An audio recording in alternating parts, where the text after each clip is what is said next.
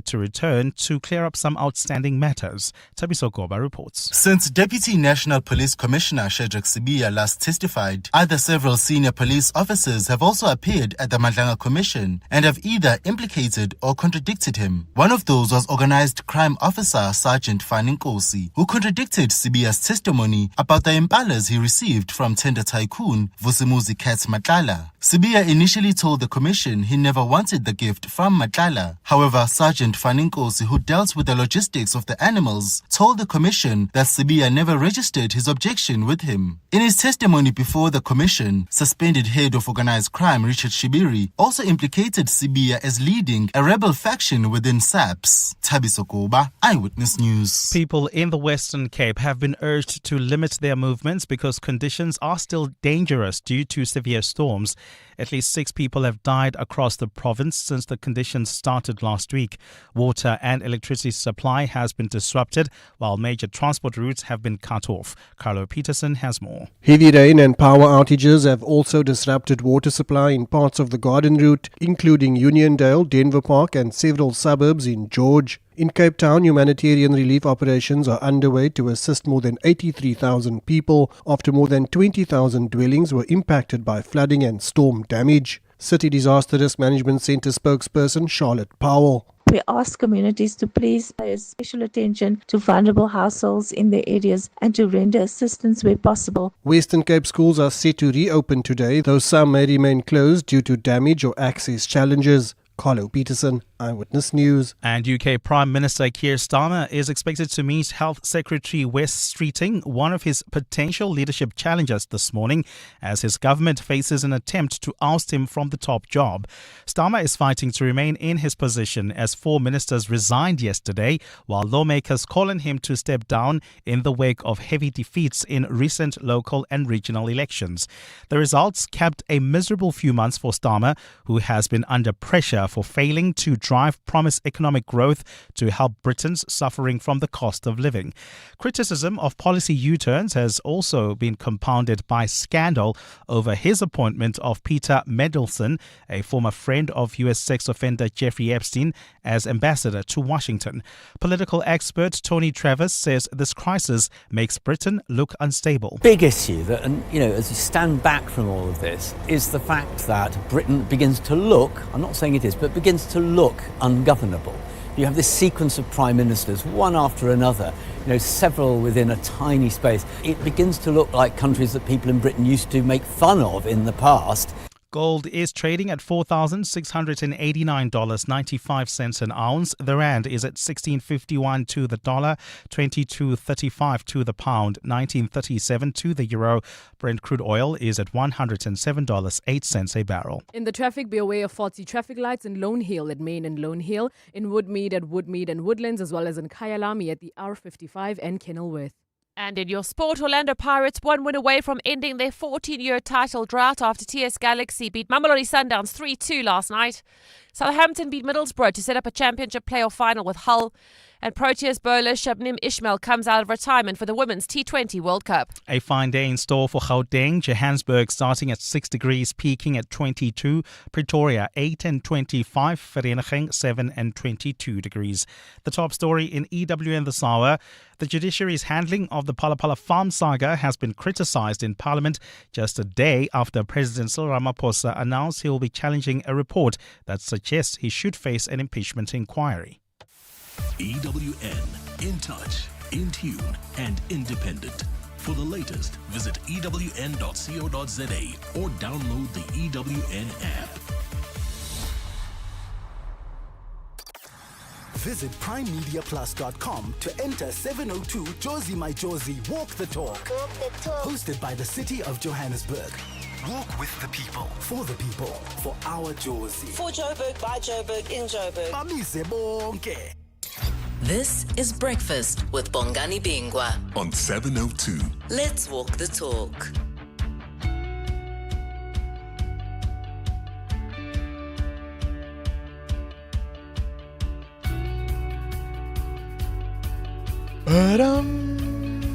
Nine minutes after 6 o'clock. Welcome to the program. It is a Wednesday. It's smack bang in the middle of the week. It's the 13th of May. Ever feel like you've overdressed. I'm so fearful of the cold. I'm traveling to the Western Cape a little later on this afternoon. Yay, I've got blankets and thermal t-shirts and thermal pants. Vasco da Gama. And I'm sitting in the studio and I'm feeling a little too hot. So I've taken off my scarf because, whoa, it's just that kind of day. You wearing a fur something? How many bears died to make your coat? Come for me. Good morning, Bongs. How are you this morning? Good. No, it's that faux fur, isn't it? Yeah. Morally right. Yeah, Bongs. I'm not trying to say your coat is cheap. I don't know where you're going with this. But do you want to borrow my coat for Cape You Town? are reasonably dressed for the weather. She's offended, man. Is she offended? I am. Faux fur is good. Yes. Is it? It really is. Do you ever know those rage baiting videos on TikTok where the girl asks the girlfriend, if you were in a room full of girls and you had never met me, would you choose me? And he says, yes, I would. And then she says, why are you in a room full of girls? What are you doing in that room? I feel like that's just what happened. This is Breakfast with Bongani Bingwa on 702. Let's walk the talk. 10 after 6, the voices there of Khumuto Munyai here to get you on your morning commute to your destination safely and on time. Muteo Haripe is here, of course, for business news and much more. Today, we're looking at stories from the rest of the continent, and there's a fascinating video that's doing the rounds on social media. We'll start with the story. The French President, Emmanuel Macron, he's on a rebranding exercise. France has a testy relationship with the continent of Africa. It's seen traditionally as a brutal colonial power, very domineering and very much extractive. Macron is trying to rebrand right down to the names of summits he has with African leaders and the relationship and partnerships. For example, they've made one little cosmetic change, if you will. The summits he has with Africa have always been called, the France or French or Franco-African dialogue or whatever the case may be. Now Africa comes first. Now it's the Africa-French dialogue or the Africa-Franco gathering or whatever it may be. Little cosmetic changes like that. Will they make the difference? But the moment I find fascinating is an incident that happened at the Africa Forward Summit, where, of course, Macron was the guest of honor. It's typical conference conversation. They're in some kind of plenary room. Lots of important people there. There are several people on stage speaking, answering questions from a moderator. But the audience is a little noisy, if not rowdy. And at some point, Emmanuel Macron, the French president, has had enough. And this is what he does. Excuse me, everybody. Hey. I'm sorry, guys, but it's impossible to speak about culture, to have people like that super inspired coming here, making a speech with such a noise. So this is a total lack of respect. So I suggest, if you want to have bilaterals or speak about something else, you have bilateral rooms or you go outside. If you want to stay here, we listen to the people. And we're playing the same game. Okay? Thank you. What do you think? The conversation is about culture. And he gets up there as the representative of a former colonial power in an African capital. And he says, hey. Was that the right move? Do you think that reflects a presidential attitude? Or do you think, as some people have suggested on social media, this is the same paternalism we've seen before? Check your privilege. Watch the room. How do you dice it, Mateo? I saw you wince when he mentioned the word culture. Yeah, no, I had no context that the conversation was about culture, but I think I've seen a lot of MCs do that in a room at a conference when the room gets a bit rowdy. Well, clearly this MC or moderator wasn't doing that. Was not doing that. So it gets a bit interesting in his case because of course, France's history in Africa and the way it's been perceived, especially in West Africa. So I think... the way it is. The way it is. So I don't think he I don't think he should have done that. Nudged a minister, nudged an official to say, hey, somebody else talk to someone. Not me, because... Are you that person? Rowdiness in the room? Do you get up and you get everybody to order? Do you wait for someone else to do it? Do you think it's a good thing when it is done? And are there certain people who can't or should not do it? Hey? If it's my room to order, yes. If it's not, then I'll ask the person. Ooh, that's a good point. Is it always your room to call to order? Yeah, I was going to say that exactly that I think it depends on context, and I do think, I want to ask this question, that would a different approach have made him less problematic? If he had just come up and say, hi guys, please, Well, he says, listen, if you want to have private conversations, there are bilateral rooms all over this conference venue. Okay. Or go outside. But you can't interrupt these speakers. These are seasoned people. These are experienced people. These are respected people. Keep quiet. Is that uncomfortable because we so rarely see that kind of intervention from our leaders? What would our president have done? Yeah, I get you. He would have laughed. Wouldn't he? Oh, come on, Mateo. You don't think he would have laughed? At what? And looked awkward if he was in that room? Would he have intervened and gone up to stage and said, stop it? No. He's done that before at an ANC rally. Don't you remember that? ANC rally? Yeah, but it was his room to do and that. He was speaking? It was his room to do that. What are your thoughts? 072-702-1702. You're with Bongani Bingwa. 702 weekday mornings, 6 to 9 a.m. The other big question I have for us this morning, it's one that I've asked before. I want to understand, what do you think ministers have to do that makes them in a hurry always? Have you not noticed that? Or at least I should rather say not just ministers, because they're not the only ones. People driven by VIP protection services, why are they always in a hurry? And should we limit how these VIP protection services operate, particularly on our roads? Do you remember Paul Mashatile? I want to say in his protectors, but really they were his thugs. On their own version, they were driving on a highway. They saw this VW Polo Vivo approaching the entourage. This is their version. And they thought this car was just a little too close to the deputy president's entourage. So they tried to block it and move it out of the way.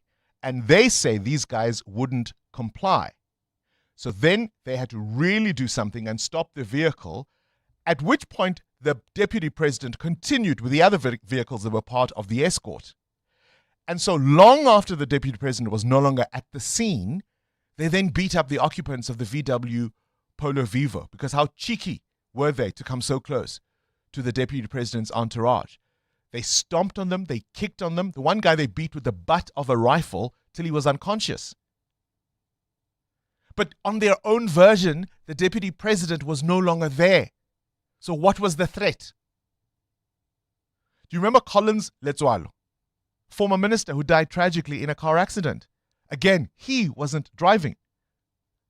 In fact, if I remember correctly, he was coming from a funeral.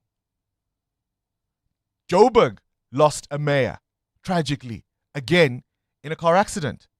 And he wasn't driving. How fast do these guys go? How many times have you had to get out of the way because you heard, wee, wee, wee, wee, wee, wee, and you thought, is it the president? Is it an MEC? Who is it? Ooh, you just know you best get out of the way. Or else. I have long argued that kind of privilege should be reserved for the head of state and for ambulances. If officials can't plan their diaries and think just because they've got blue lights and VIP protection, they must bully the rest of us out of the way, I think that's unacceptable. We now have an awful, awful tragedy. And to be clear, I'm not casting aspersions. I wasn't there. But this story involving the health minister, Dr. Aaron Motsoaledi, is heartbreaking.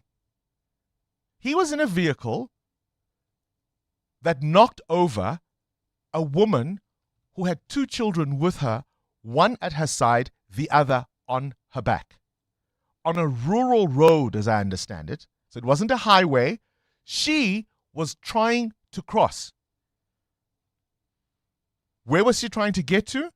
To the scene of an earlier accident where her husband had been knocked on the same road by a police officer.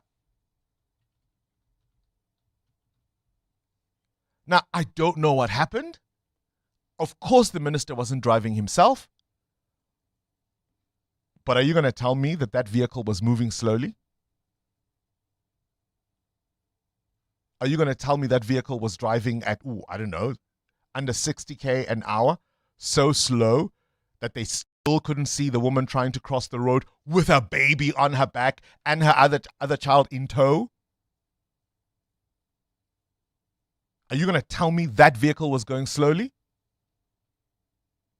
Now we're told, the minister, and of course he's a doctor, they stayed at the scene until emergency services could arrive and deal with what had unfolded. So the real question here is, do you agree with me that we should limit the use of blue lights? I don't mind the officials getting protection. I don't mind that. I don't even mind the little entourage with 3 or 4 cars if that's necessary. But as far as move out of the way, move out of the way, move out of the way, that should be reserved for the head of state, maybe his deputy, and only ambulances. What are your thoughts? Bangles and team, good morning, 702 lenders. I was thinking about those protecting vehicles on the road after watching that Winnie Mandela documentary where I heard that at some point she was rushing home to go watch a soapy and they had to drive in the yellow lane. And I was just thinking, so this thing needs to be regulated because then they just do like fun things to get ahead of everybody else. They don't want to sit in traffic like everyone else, which is really not fair. Something's got to be done, honestly. Thanks, guys, for a great show, Shadi Kempton Park. Shadi Kempton Park, appreciate that early voice note. Keep them coming. I really want to know what you think about this. Let's walk the talk. 702. Muteo, you've got a question of your own? Yeah, I want to know this morning, do you admit easily to your mistakes or do you deflect when it's time to account? I've learned to, as far as I can. I've learned to almost earn the credits that if you point out something, I try and hear where you are coming from, so that in those days where I really feel like then I've got a case and you're okay with it. So you do it purely to do that? I choose my fights. There are some fights I'm happy to lose. Okay. So you say my mistake, you keep it moving.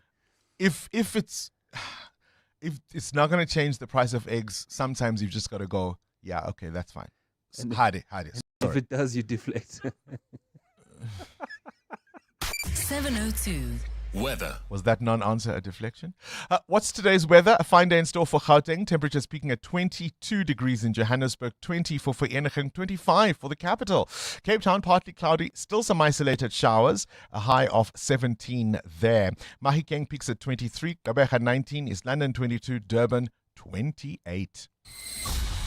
EWN. Now, this EWN traffic is brought to you by Outsurance. SMS out to 45142 now. And you could save on your car insurance. If you don't, ask them for 500 Rand. Khomotso? Thank you, Bongs. If you are leaving Devland at this hour, expect slight delays on the Golden Highway as you approach the N1. In Germiston, there's already some traffic pressure building up on the N3 North as you head towards the Geldenhuys interchange. Also look out for faulty traffic lights that may start affecting the flow of traffic in Edenvale at the N3 and Modderfontein, in Marlborough at Marlborough and Southway, as well as in North Riding at the N1 South and Malibongwe. In the capital city as well, traffic lights are out in Anlin at Paul Kruger and Lavender, in Pretoria North at Paul Kruger and Link, as well as Paul Kruger and Rachel De Beer. I'll have more updates in just a bit. There's more EWN on air, online, and on the EWN app. The Outsurance Pointsman can't help you beat your personal best, but they can help you get to the gym on time. And seeing them on your route just makes you feel better, doesn't it? The Outsurance Pointsmen have been easing traffic congestion so everyone gets to where they need to be quickly and safely, and they've been doing it for the past 20 years. With Outsurance, you really always get something out. In proud partnership with 702, show them some love online using hashtag PointsmanLove. Outsurance is a licensed insurer and FSP. 702. Add your voice. Have your say. Let's walk the talk. Morning, team. But Bongs, there's nothing wrong that Mr. Macron did. We can all sing together, but we can't talk together. So some etiquette needs to be observed. And if he was the one to point it out, seeing that others were not willing to, let it be him. Let's not try to use especially race in this whole factor, because at the end of the day, people were talking in what is meant to be a speech by someone else. So etiquette needs to be abided by, and he did everything that he needed to do correctly there. I agree with him. Sputla and Joe. All right, we'll talk more about that in our Africa report. Start your day with Bongani Bingwa on 702. Let's walk the talk. Appreciate the voice note. Thank you, Sputla, for that one. Now, things you need to know about at this hour. Beijing confirming the U.S. President Donald Trump will be traveling to China this week for a crucial meeting with the Chinese President Xi Jinping. This is, of course, a visit that was meant to have occurred in March this year, but because of the situation in the Persian Gulf, they postponed it. And here we are, 2 months later, how much has changed? They had to proceed. So we'll definitely see if there'll be any tensions. That trip running from today until the 15th of May, marking the first visit to China by a sitting U.S. president in nearly a decade. This tragedy unfolding on the N1 near Bela, a mother and child losing their lives tragically in a collision involving a vehicle in which the health minister, Dr. Aaron Motsoaledi, was being driven. From the version we've been given, he was in the vehicle. In fact, he and his protection services waited until emergency services arrived at the scene. But this mother and her baby died. And why was she there in the first place? She was trying to cross the road to get to the scene of an earlier accident in which her husband had been killed by another vehicle driven by a police officer. So I'm asking you, do you agree that we ought to limit blue lights and how they are used? Driving the same way that we do, they don't have permission to push us off the road. They must drive at the same speeds that we do. Yes, give them the protection officers so that nobody, does anything to them on the highway. But this speedy Gonzalez must stop. South African actor, filmmaker, and former member of parliament, Fana Mokoena, celebrates his 55th birthday today. Born on this day in 1971. You remember, of course, he played Mandla on Generations, but beyond television, he was an acclaimed actor on the big screen, starring in movies like Hotel Rwanda, State of Violence, and the gritty South African crime thriller In Number. And he later became a member of parliament for the EFF. And the suspended National Police Commissioner, Fanny Masemola, is expected to appear in the Pretoria Magistrates Court today in a high-profile corruption case. And on this day in 1989, rock giants Bon Jovi struck chart gold as their power ballad, I'll Be There For You, climbed to the #1 spot on the Billboard Hot 100. I love rock music. People always get surprised. What's that music genre or habit or hobby you have that always surprises people? 702. The newspapers. KG, I was about to. He wants to sing along, KG. Please play it, just for 30 seconds. What's in the papers? It's fine, fine. Bongani, good morning. Quite a sad one. Former pro basketball player Jason Collins, who was the first active male athlete on a major American professional team supposed to come out as gay, has died. He was 47 years old. He died after, just suffering from an aggressive form of brain cancer.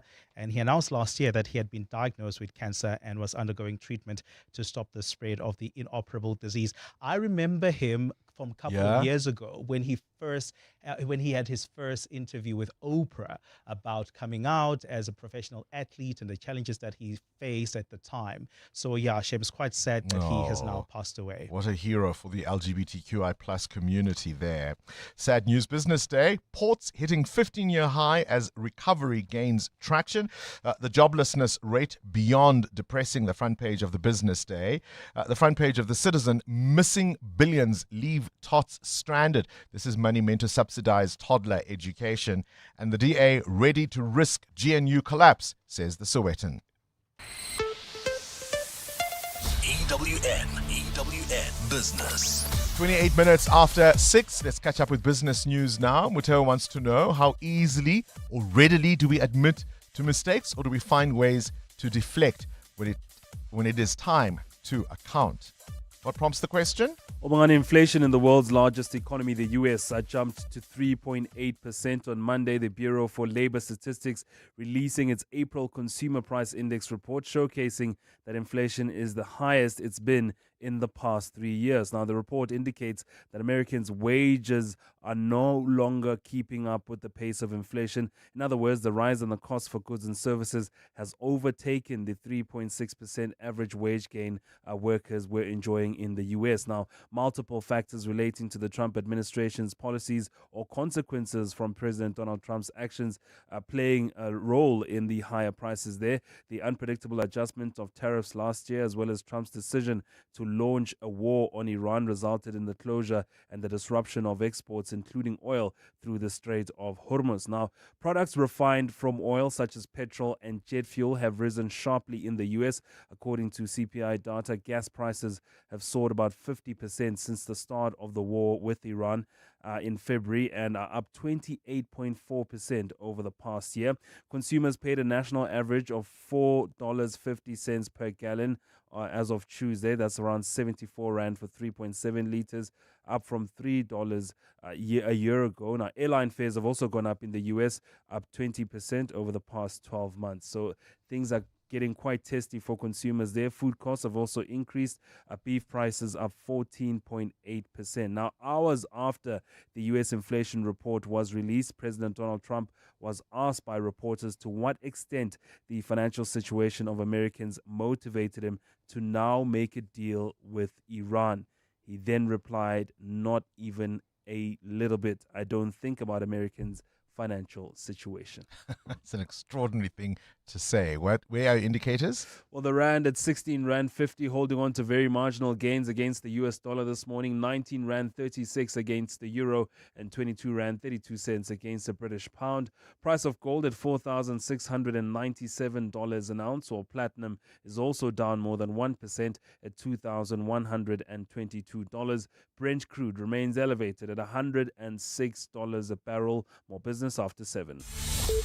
Sfiso Zulu returns at the news desk. Tell us about Joburg's mayor, Sfiso. Well, Bongani, good morning. Dada Morero says the demolition of structures will continue to reclaim the inner city from illegal activity. More than a dozen illegally built structures have been demolished on small streets, one of the busiest parts of the CBD. Morero explains that they needed to be mindful of backlash and possible legal challenges before the operation. We need to prepare, for example, as we will be going to Marble Towers. We need to prepare thoroughly, because the last time, probably 3 years ago or so, when JMPD was here, they responded in gunfire. They responded back. It was even difficult for JMPD to deal with illegality. So you need to prepare your internal teams properly. The city's acting regional director, Patrick Baloyi, says overcrowding in this part of Joburg causes criminality and turf wars. It breeds other criminal activities, like your pickpocketing, like people robbing you at gunpoint without people realizing that you are being robbed. In fact, people kill each other openly. For instance, there was that territorial fight which actually left some corpses here, 3. Because of fighting for territory, for space. Meanwhile, on the East Rand, the Ekurhuleni Metro Police Department has demolished around 300 illegal structures in Tembisa. The demolitions were done in Witfontein Farm during a joint operation between officers and Human Settlements Department officials. Authorities say the operation was executed in terms of a High Court order that was granted in 2022. The EMPD's Tabiso Mccclo. The EMPD was authorized to remove the erected structures or shacks. The EMPD will continue to monitor the area. In the Western Cape, convicted paedophile Ian Wares will find out today whether he will spend time behind bars. The 86-year-old former Cape Town teacher is due to be sentenced in the Wynberg Regional Court for assaulting a former learner known only as Stephen. In March, Wes was found guilty of assaulting Stephen while he was in grade 5 at Rondebosch Boys Primary School in 1988. Stephen testified that Wes touched him inappropriately at the school. Ntutuzelo Nene reports. During the trial, Wes maintained his innocence, claiming he did not remember the complainant and could not have committed the offense. However, the Wynberg Regional Court rejected his version, finding that the state had proved its case beyond a reasonable doubt. The court also described the victim as a credible and reliable witness, saying his testimony was truthful and consistent. Wes is also expected to appear in the Simonstown Magistrates Court on May 8th for an extradition hearing. Ndutuzelo Nene, Eyewitness News. And Israel has killed more people in South Lebanon ahead of talks between the two countries in the U.S. Beirut says 380 people have been killed in Israeli attacks since an April 17th ceasefire took effect. Hezbollah chief Naim Qassem has vowed to turn the battleground into hell for Israeli forces and claims his Iran-backed group's weapons will not be up for discussion at the talks on Thursday and Friday. The U.S. wants Hezbollah to be disarmed. Lebanon's health ministry says yesterday's Israeli strikes killed 13 people in the south, including 2 rescuers responding to an Elia raid in another city. Israel has accused Hezbollah of using ambulances and medical facilities for military purposes, an accusation the group denies.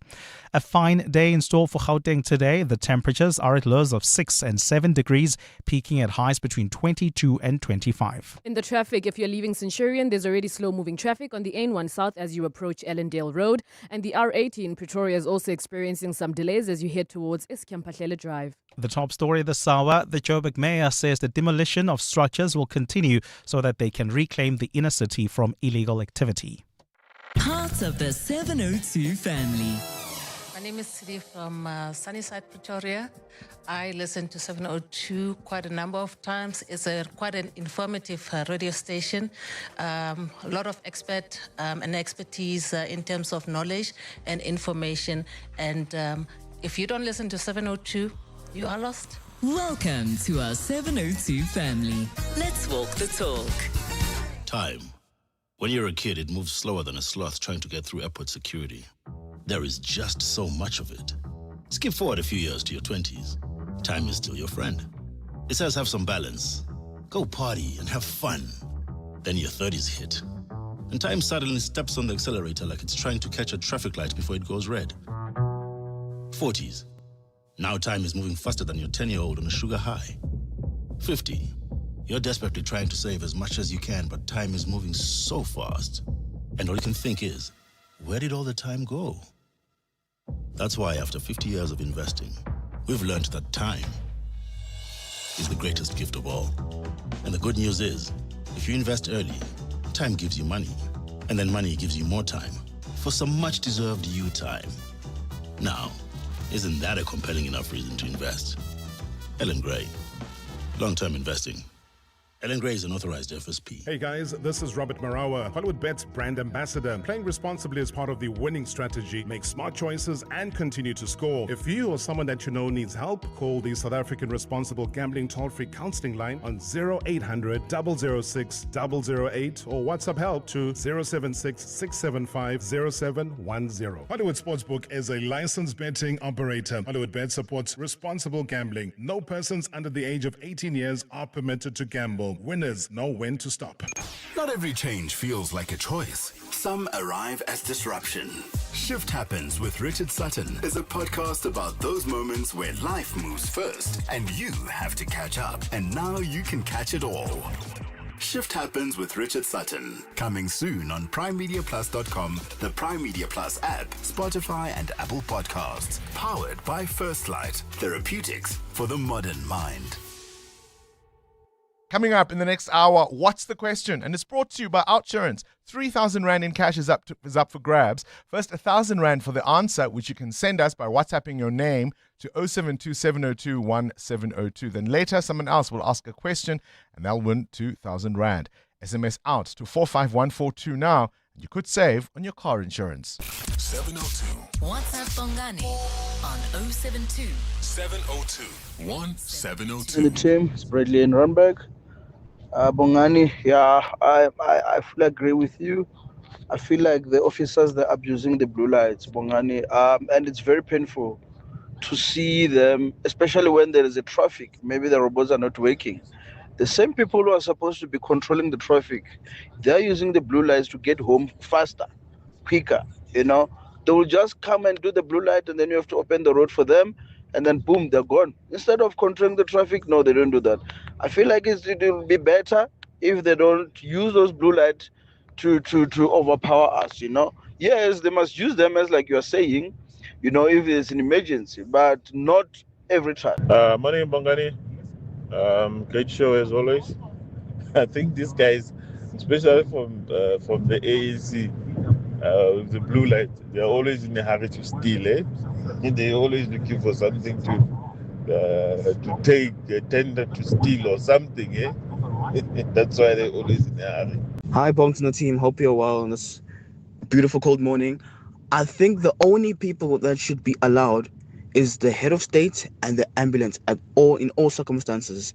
The other deputies and other ministers, they should toe the line just like the rest of us, because it is unacceptable to have people who are coming with we and causing such a dramatic scene for no reason. Thanks, Munashe from Hatipia Sport. Bongos, good morning. CM here. Bongos, apparently Nelson Mandela is a president who did not like the blue light or is beginning motor card. So you ask, when is my meeting? If they say the meeting is at 10, you'll ask, so how long it will take us if you have to drive normally to the meeting? They may say maybe 45 minutes. They'd say, okay, we have to leave an hour before. Then they drive like everyone else. No blue light, no pushing people away. Yeah. Even the president can do it. But yeah, when there's a bit of traffic, they can use a blue light just to get away from the traffic. Bye. CM in Joburg. Hi, Bongani. Kwesi over here. I think officials should have blue lights, even for the deputies and the ministers, because by the virtue of their positions, they are really vulnerable to assassinations and attacks. Yes, it's not that much common in South Africa, but you never know the day when you are the most wanted person in that position for whatever reason. So I think officials should always have blue lights. I know it's annoying. I know it's tough, but they have to. They have to. Well, I don't mind them having protection services, but is it safer when they drive faster? I mean, that's my issue. That earlier voice note suggesting, was it Winnie Mandela who says she asked them to turn on the blue lights because she wanted to go watch an episode? Was it Days of Our Lives or The Bold and the Beautiful? Sometimes that's all it is, because you cannot explain to me. I mean, if you got a meeting with the minister, right? That would likely be the most important meeting of your week. You are sweating, your palms, you are going to be on time. Why can't they? Good morning, Bongani. Bongani, you don't have to be nervous. We're taking this league as Orlando Pirates on Saturday with one game in hand. I don't know any songs for Arsenal. I'm not an Arsenal fan, but as a Pirates fan, we'll be singing this song on Saturday. Yonke indawo ibhakaniya liyaphumelela. Yonke indawo ibhakaniya liyaphumelela. Lina le ibhakaniya liyaphumelela.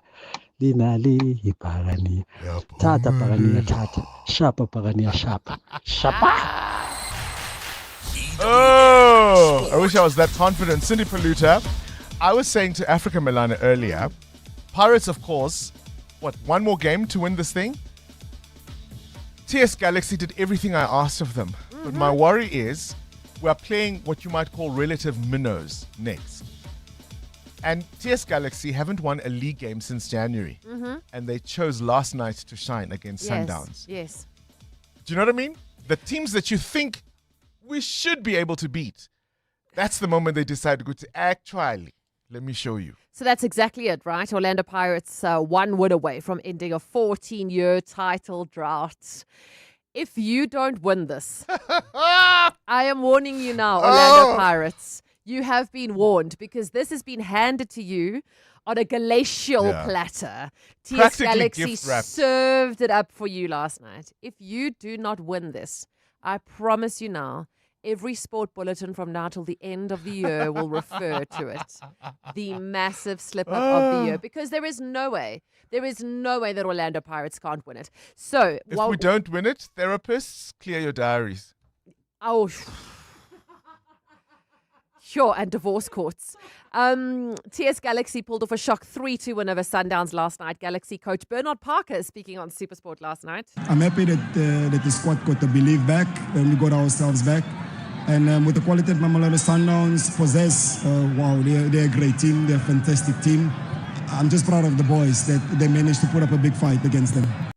Sundowns coach Miguel Cardozo has blamed the hectic match schedule. I don't think that anyone has tried to play 7 matches in 21 days. It's very easy for me to now criticize my players because they were tired. It was not the game as quick, as fluid as usually, but I will not do it, I think the calendar beat us, and we need to recover as much as possible because we're going to play a Champions League final in 4 days. And as you know, our opponent is already resting. It's only Sundown's second loss of the season. They stay 3 points clear at the top, but with 8 draws to Pirates 5, the Bucks have a better goal difference. So a simple win for Pirates over Durban City at Orlando Stadium this Saturday will confirm them as champions. I'm sure that game's sold out by now. Tonight in the Premier League, Manchester City host Crystal Palace. City with 3 games to go in the season. They trail leaders Arsenal by 5. Arsenal defender Ben White damaged knee ligaments. He misses the rest of the league season. He'll miss the Champions League final and the World Cup. Southampton will play Hull in the Championship playoff final. The Saints got a dramatic 2-1 comeback victory over Middlesbrough. Charles scored in extra time. The Proteas women will open their T20 Cricket World Cup campaign against Australia in exactly 1 month from now. The squad was announced yesterday with the big talking point being Shabnim Ismail coming out of retirement. I don't think words can describe actually what it feels like to wear the Protea badge again and playing for your country and millions of people that are actually watching you, friends, family. And I always say it's a huge honor for me playing for the badge and playing for all the millions of people all around the world, support, staff, family, friends, everyone. So I'm really happy to be wearing the badge again. Cindy Polluter, Eyewitness News Sport. Weekend Breakfast with Googs Mshungu. 702 Weekend Breakfast is a delicious, fascinating mix of things for the weekend. We cover fitness, personal finance, motoring, food, sustainability. We talk music, we talk books. We tell you what's hot and happening in and around 702 land. And then we bring in really interesting people to inspire you in the profile every Sunday. So the kind of listener that listens to 702 Weekend Breakfast is a fascinating individual.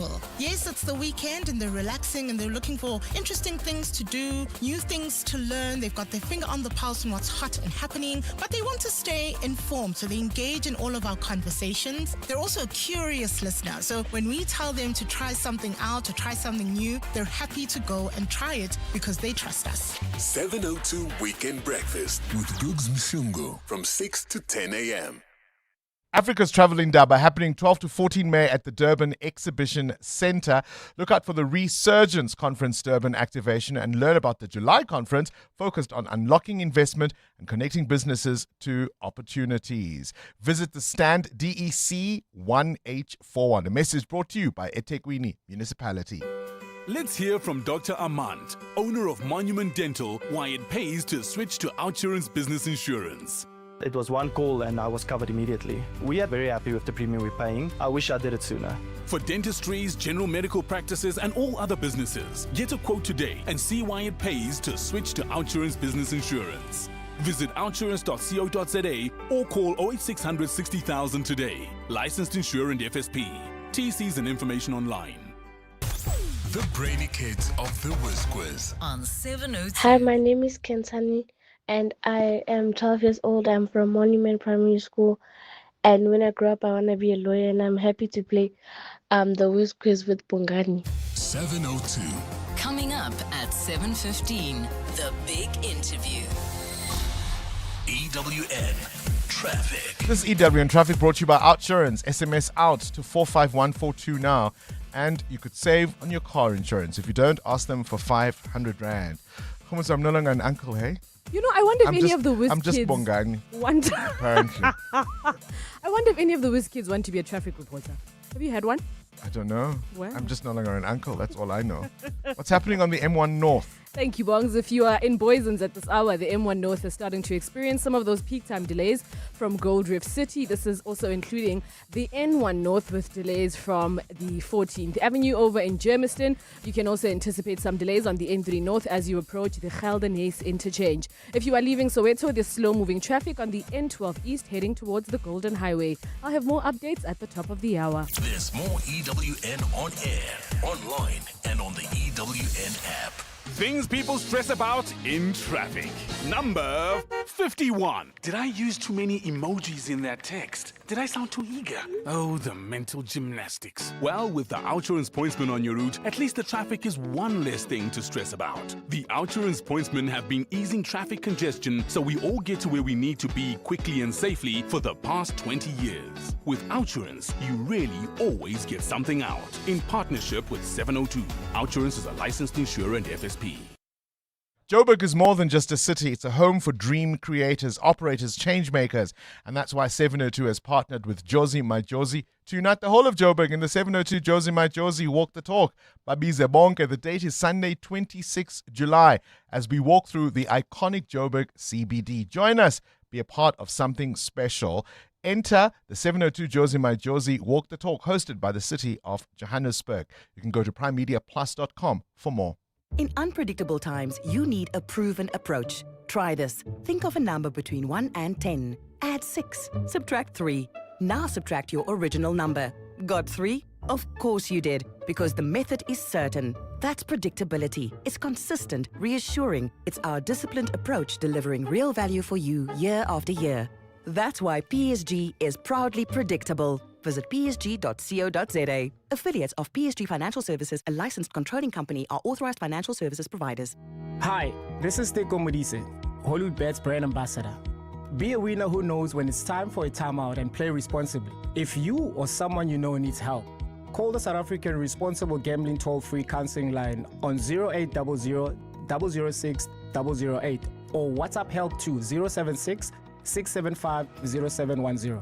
Hollywood Sportsbook is a licensed betting operator. Hollywood Bet supports responsible gambling. No person under the age of 18 years are permitted to gamble. Winners know when to stop. Who is the whizziest of them all? It's the Whiz Quiz on 702. Let's give away some cash. Up next, of course, the Africa Report.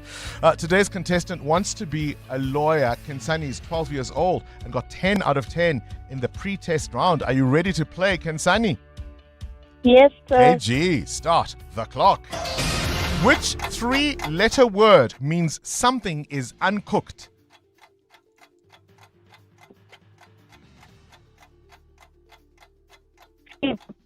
Raw.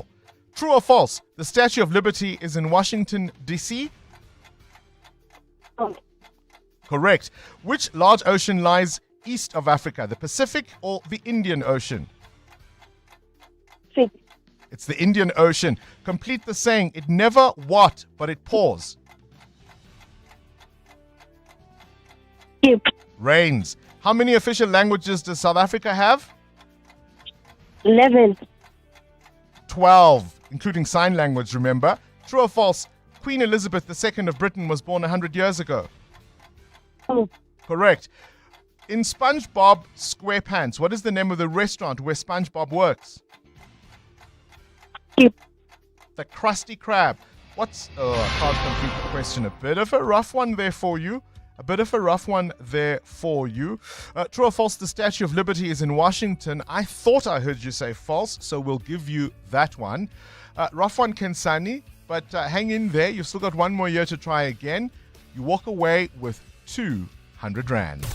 The Brainy Kids of the Whiz Quiz On 702. 702. The Africa Report. The Africa Report, of course, focuses on stories from the rest of the continent. We've brought back Mthembeni Moyo, who is the head of Africa practice at NSDV Law, a geopolitical strategist of note. I played you a little clip earlier on of the French President Emmanuel Macron in Nairobi. France, of course, trying to rebrand itself, reshape its relationship with the continent, long seen as a particularly brutal colonial power and very much extractive. He was in Nairobi. Kenya, of course, was not part of Francophone Africa, but nonetheless, Macron is trying a new image. Is it all cosmetic, or will it have deep, meaningful impact? Mthembeni, a pleasure to have you in the studio with us. Thank you again for your time. Thank you, Bongani.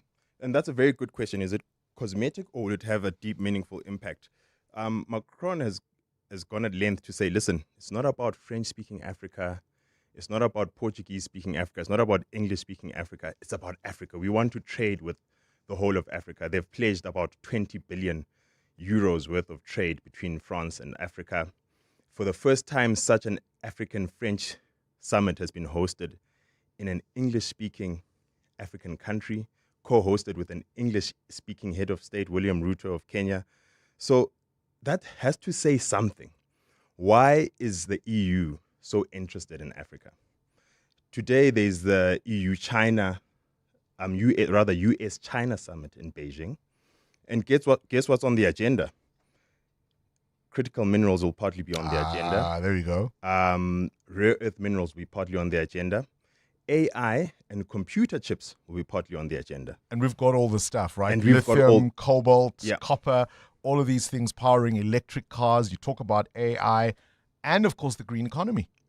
Yeah. And in fact, it's not only France that is interested in Africa. Remember, just before the G20 summit, the Germans came early, had a lot of side meetings with the mining sector of South Africa. In fact, is this another scramble? This is another scramble. It is, in fact, another scramble. And that's what I want to bring the attention to your listeners. There is a new scramble for Africa's critical minerals. Now, the question is, how are Africans going to benefit from that? Is there an AU strategy, an economic or a developmental strategy that says, hang on a minute, we're sitting on all these precious resources. How do we work together? There are some countries perhaps with some advantages in terms of an historical mining sector. How do we come together and create some kind of beneficiation process so that we sell the finished goods to these would-be buyers? The French-speaking countries, to some extent, have a type of homogeneous business law called the OADA law, which to a limited extent would regulate the mining sector. But mining all over Africa is very jealously guarded. It's jealously regulated insular to a specific jurisdiction because, like land, mineral resources are very emotional, they are finite, and people feel very attached to them. So you won't see a lot of regional collaboration. So you won't see, for example, that Botswana's Mining Act is the same as South Africa's, or is the same as Lesotho's, or is the same as Zimbabwe's. Look, I understand in terms of the legalities and, what governance might look like per jurisdiction. I'm talking about a kind of cooperation, a kind of planning collectively that says we may not have the resources, we may not have the skills, but we've got the raw materials. How do we work together as African countries so that in the end we're trying to get to the finished product as much as we can? And unfortunately there isn't. And that's what I'm trying to advocate for. What is starting to happen, which is encouraging, is something called local content laws. So I would say there's a local content revolution. In our work, we have seen countries like Mali, Zambia, very recently, introduce similar laws to BEE, where if you are to supply goods and services to the mining sector, you have to be locally owned. And I think... Doesn't that just invite rent seekers? It may, but I think, Bongani, it's a low-hanging fruit which is underrated. I think local content is an underrated performer because it's a quick lever.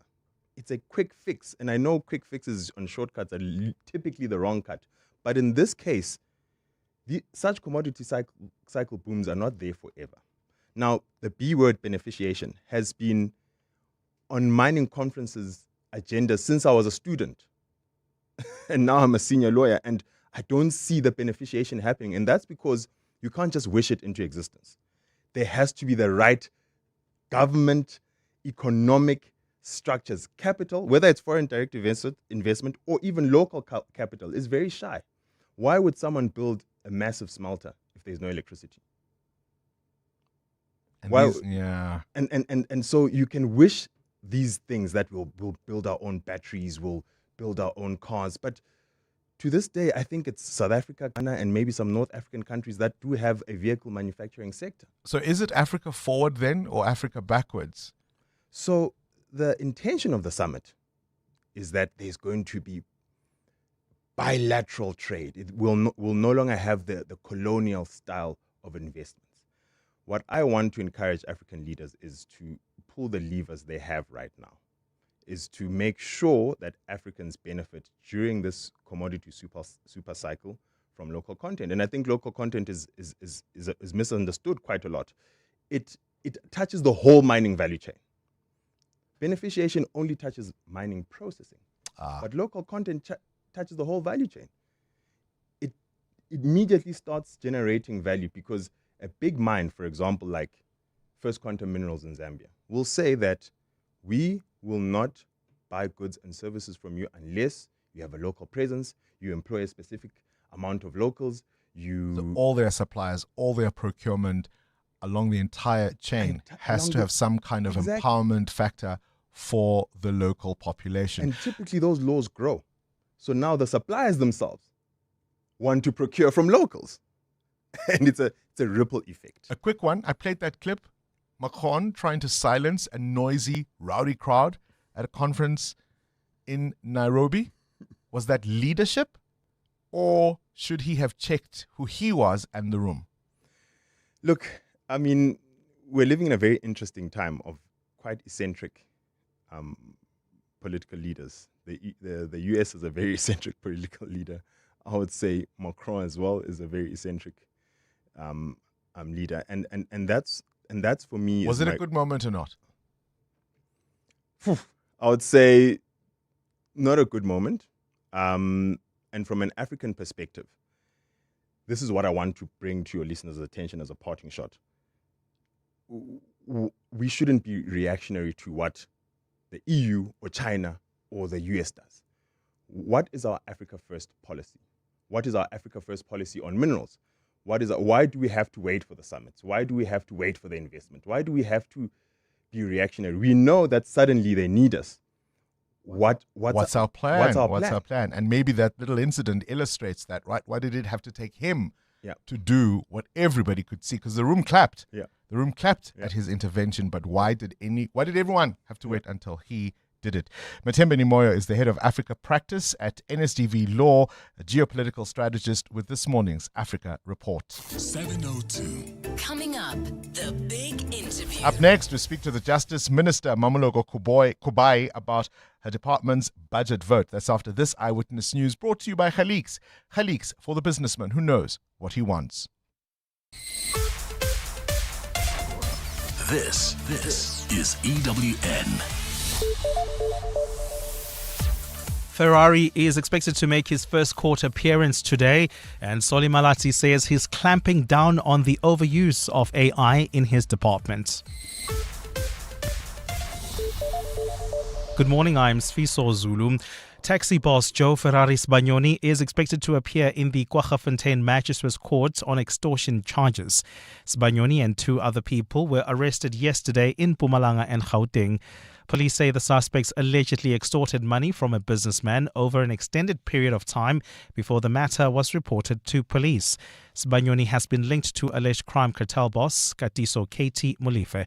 Mccclo reports from Mpumalanga. The charges before court are not related to the Madlanga Commission, where Sibanyoni's name has previously surfaced during testimony around alleged underworld links and police information leaks. Mpumalanga Organised Crime Unit members carried out the arrests across Gauteng and Mpumalanga on Tuesday morning, while police say one suspect is still outstanding. Mpumalanga Police spokesperson Mavela Masondo. The case was then referred to the Provincial Organised Crime for further investigation, which led to the arrests. Police say investigations are continuing and more charges could still be added as they probe possible links to other cases. Mccclo, Eyewitness News, KwaGafontein.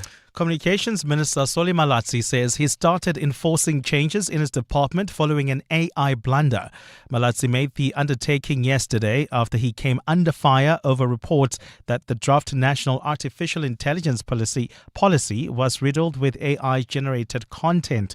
He's also faced renewed calls to resign during the debate into his department's budget votes in the National Assembly over the controversy. Babalondenza reports. Solly Malatsi says Parliament can't discuss the issue of policy without discussing the matter of the draft National Artificial Intelligence policy and how generative AI was used irresponsibly during its drafting. He says the revelation has impacted the policy document, and withdrawing it was the only way to ensure a credible policy is reintroduced. We will be enforcing an internal responsible AI use policy and review our policy development process to ensure that this type of occurrence does not happen again. But Action SA MP Malebo Kobe says Malatsi should resign over the blunder.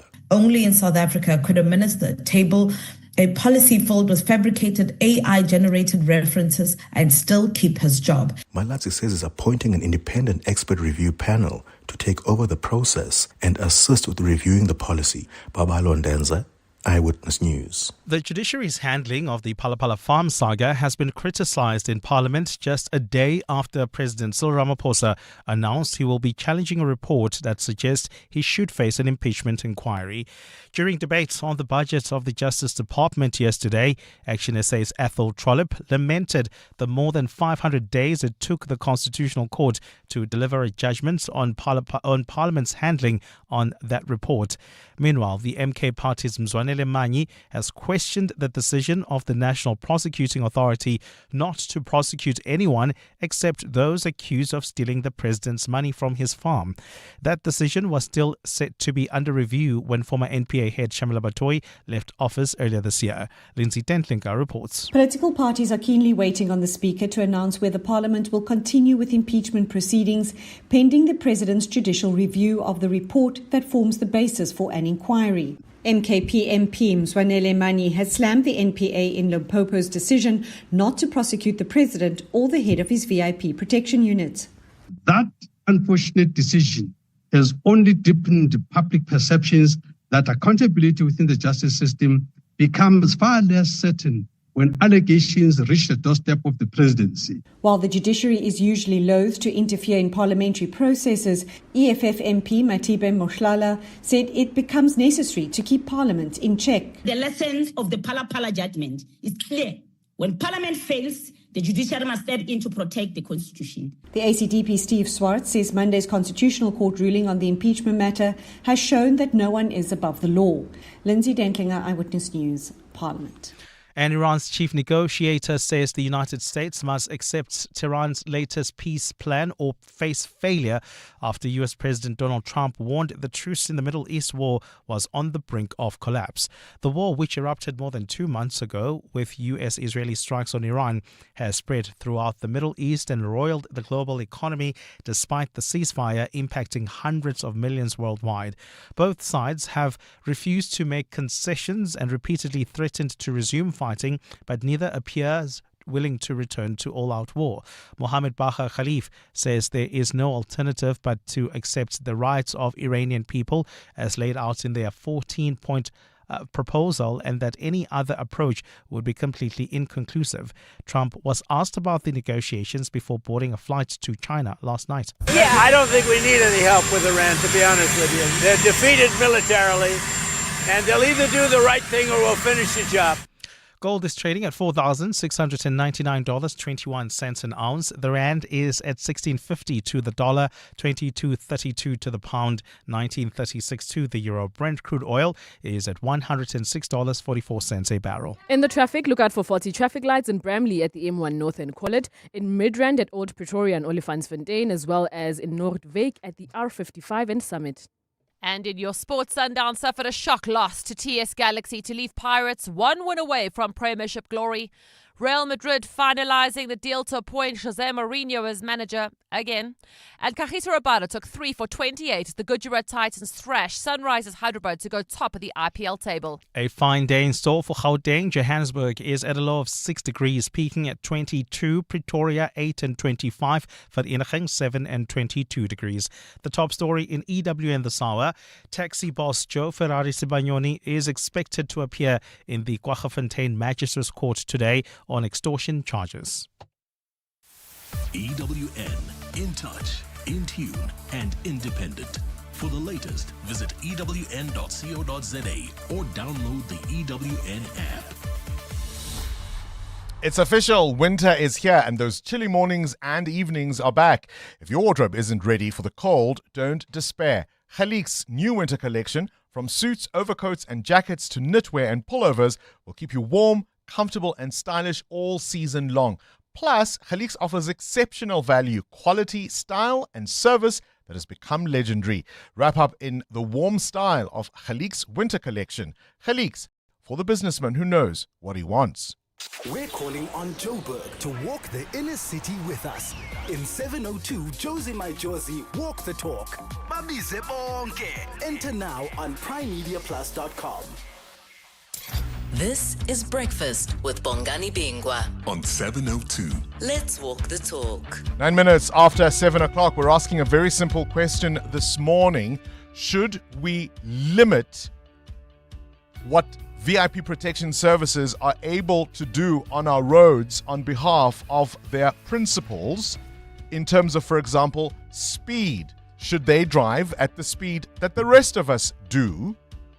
How many times have you been pulled off the road because you heard that siren, wee, wee, wee, wee, and you don't even know who it is? You don't know if it's an MEC, is it an MMC, is it a minister, is it the head of some entity?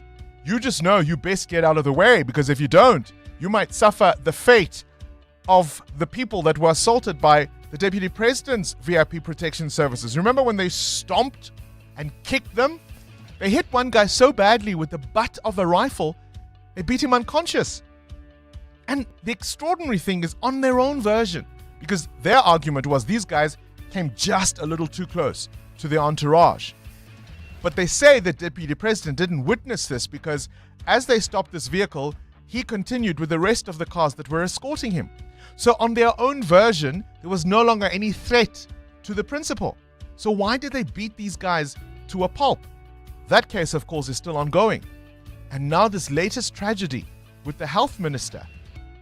It was on the N1 near Bela Bela. So earlier I said it wasn't a highway. It is, in fact. So it remains unclear. But you cannot tell me that that car wasn't speeding. It hit a mother with a baby on her back. And why was she there? She was crossing the road to an earlier scene where her husband had been killed by another police officer. This is Breakfast with Bongani Bingwa on 702. Let's walk the talk. Let's keep up a little with the Madlanga Commission of Inquiry. Yesterday, it was Warrant Officer Marumo Magane who was testifying before the commission yesterday about his role in that 2021 Ayrton cocaine bust in Johannesburg. This is an officer who took away the narcotics, but he says he had no intention of stealing them and that he'd alerted multiple officers, including crime intelligence, the South African Police Services. And so he couldn't understand why, for example, at the scene, he was blocked from leaving with that evidence. Really, I need to emphasize this so that everybody can be in the same picture, or we we are on the same page. At no stage, commissioners, that I intended to leave the scene. Actually, I want to clarify something. There's a narrative that was being pushed that I was blocked by Poison's Sparky. If Poison's Sparky, when they arrive, I was not even in the car. We were standing outside.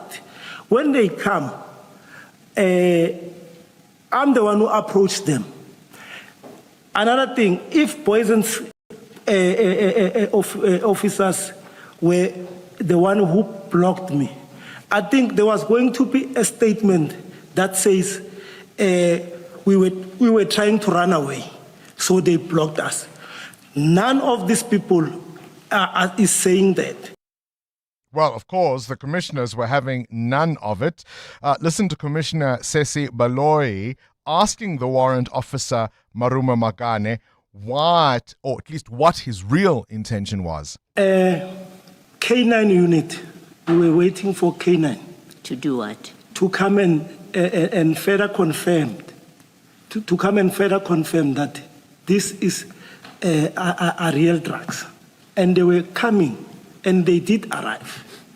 So you called, so K9 was going to do that and not FSL. You know there's a forensic science laboratory, right? No, K9, the dog unit, which also came. They came from Pretoria. They were also at the scene. Lieutenant Colonel Maluleke, who...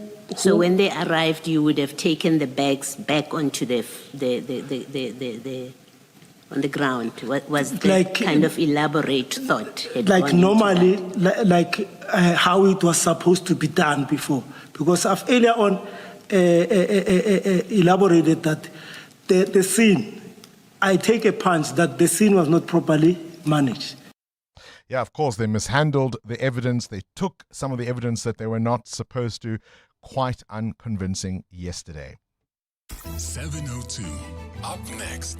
The Big Interview. The Big Interview are joined by the Justice Minister. We've got quite a few questions to ask her, believe me. In the meantime, what you need to know at this hour, the Beatles, the former London headquarters of the group, is being turned into a major museum dedicated to the band's legacy. We'll hear more about that from Adam Gilchrist in The Worldview. Can you believe it was on this day, 1950, that the first ever Formula One World Championship race took place at Silverstone Circuit during the British Grand Prix? And we're expecting the appearance of the suspended National Police Commissioner, Fani Masimula, to appear at the Pretoria Magistrates Court today. And it's the 76th birthday of one of the greatest singer-songwriters to ever do it. Happy birthday, Stevie Wonder. EWN Traffic. This EWN Traffic brought to you by Outsurance. SMS out to 45142 now, and you could save on your car insurance. If you don't, ask them for 500 Rand. Oh, I thought you were going to introduce me. Are you not? Come on. What's going on in traffic? Okay. If you are in Edenville at this hour, please note that traffic is at a crawl on the R24 West going towards the Kalulis interchange, as well as the N12 West heading into the similar direction. In Boysons, brace yourself for those peak time delays on the M1 North. This is as you head towards the Crown interchange, and if you are leaving Soweto, there's still some slow-moving traffic on the N12 East heading towards the Golden Highway. I have more updates, a whole lot more, in just a bit. Do you remember who you are? More EWN on air, online, and on the EWN app. Khumuza Munyai, EWN Traffic. Thank you.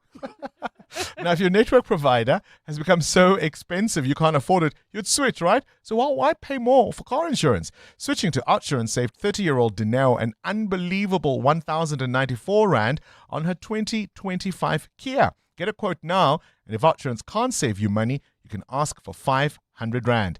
SMS out to 45142. Outsurance is a licensed insurer and FSP. 702. The Big Interview with Bongani Bingwa. We're joined now by the Minister of Justice and Constitutional Development, Mccclo, who gave a budget vote just yesterday. And there's so many questions to ask. 30 years into our democracy, we are still grappling with issues of justice, accountability, and transformation. And many people say, whilst it's great on paper, is the Constitution working as a living document in terms of people's experiences? We've seen courts overloaded, trials delayed, corruption scandals, gender-based violence, and growing public frustration with crime. Many citizens feeling that the system is under pressure from every angle. Minister, as always, a pleasure to have you on our show. Thank you for your time this morning. Good morning, Bongani, and good morning to your listeners. Thank you for hosting me. You've heard my introduction as the Minister of Justice and Constitutional Development, and we'll get to some of the details of your budget vote in a moment. But with all of this unfolding, with everything we've seen in the various processes that are looking and investigating at alleged criminality in our law enforcement, what keeps you up at night? Safety in our courts keeps me awake at night when we have so many multiple high intense cases, organized crime. My fear is always to say I want to see all this happening without an incident in any of our courts. So that's the first thing. As you know, we've got high pressure. When you look at our budget, we're starting to spend a lot of money on security, protecting those who are presiding over these cases, making sure that the prosecutors who are dealing with these matters are able to have their trial starting and ending without any interruption. That's literally my major issue currently. From where you sit, what is the biggest threat to this democracy? Organized crime, as we see, it is, but also the collapse of systems, Bongani. Taking it from the Zondo Commission, where institutions weakened and therefore were not available to become a defense for our democracy. I think rebuilding of those institutions has not been easy, and continuing to see some of the things that are happening in Madlanga does tell us that we are a democracy. As we open ourselves to the world, we do find those challenges and the issues, the elements of globalization in our country, and therefore we need to continue to strengthen our institutions so that they can defend the democracy. But have men and women who are of high level of ethics and moral standing so that they can be able to also defend our democracy. Minister, let's get some specificity. You talk about the collapse of systems. Which do you mean? Look, Bongani, when you look at some of the issues that we have to deal with in justice system, and especially what we're looking at Madlanga Commission. So the check and balances needs to be there, so that, for example, if there's an investigation, those who are handling dockets must have supervision to see that those dockets are closed properly. There's not been tampering with them. If a prosecutor is handling a case and makes a decision, we must put checks and balances to ensure that those prosecutors are not actually taking bribes to be able to take the thing. One of the issues I'm now having conversation with NDPP, for example, is possibility of rotation. We've seen if people are stationed in one place over time, they can be actually co-opted into organized crime. So the issue of not having, so that we put it as policy, and some of the legislative requirements, amendments that we are proposing on the NPA Act, is to try and put those systems in place, especially on my portfolio around that. Secondly, is to be able to create systems within institutions to protect whistleblowers. You'd remember Judge Zondo, when he did the state capture, one of the highlights was that all these people that actually could have helped save the state found themselves vulnerable, and actually they were persecuted because many of them lost their houses, their cars, and employment.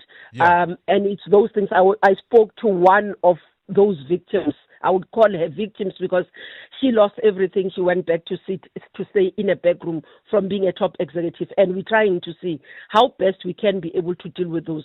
The legislation that we're proposing, Bongani, that I discussed earlier on with you in one of the interviews, it's what we hope it will help us going forward as systems we are putting in place.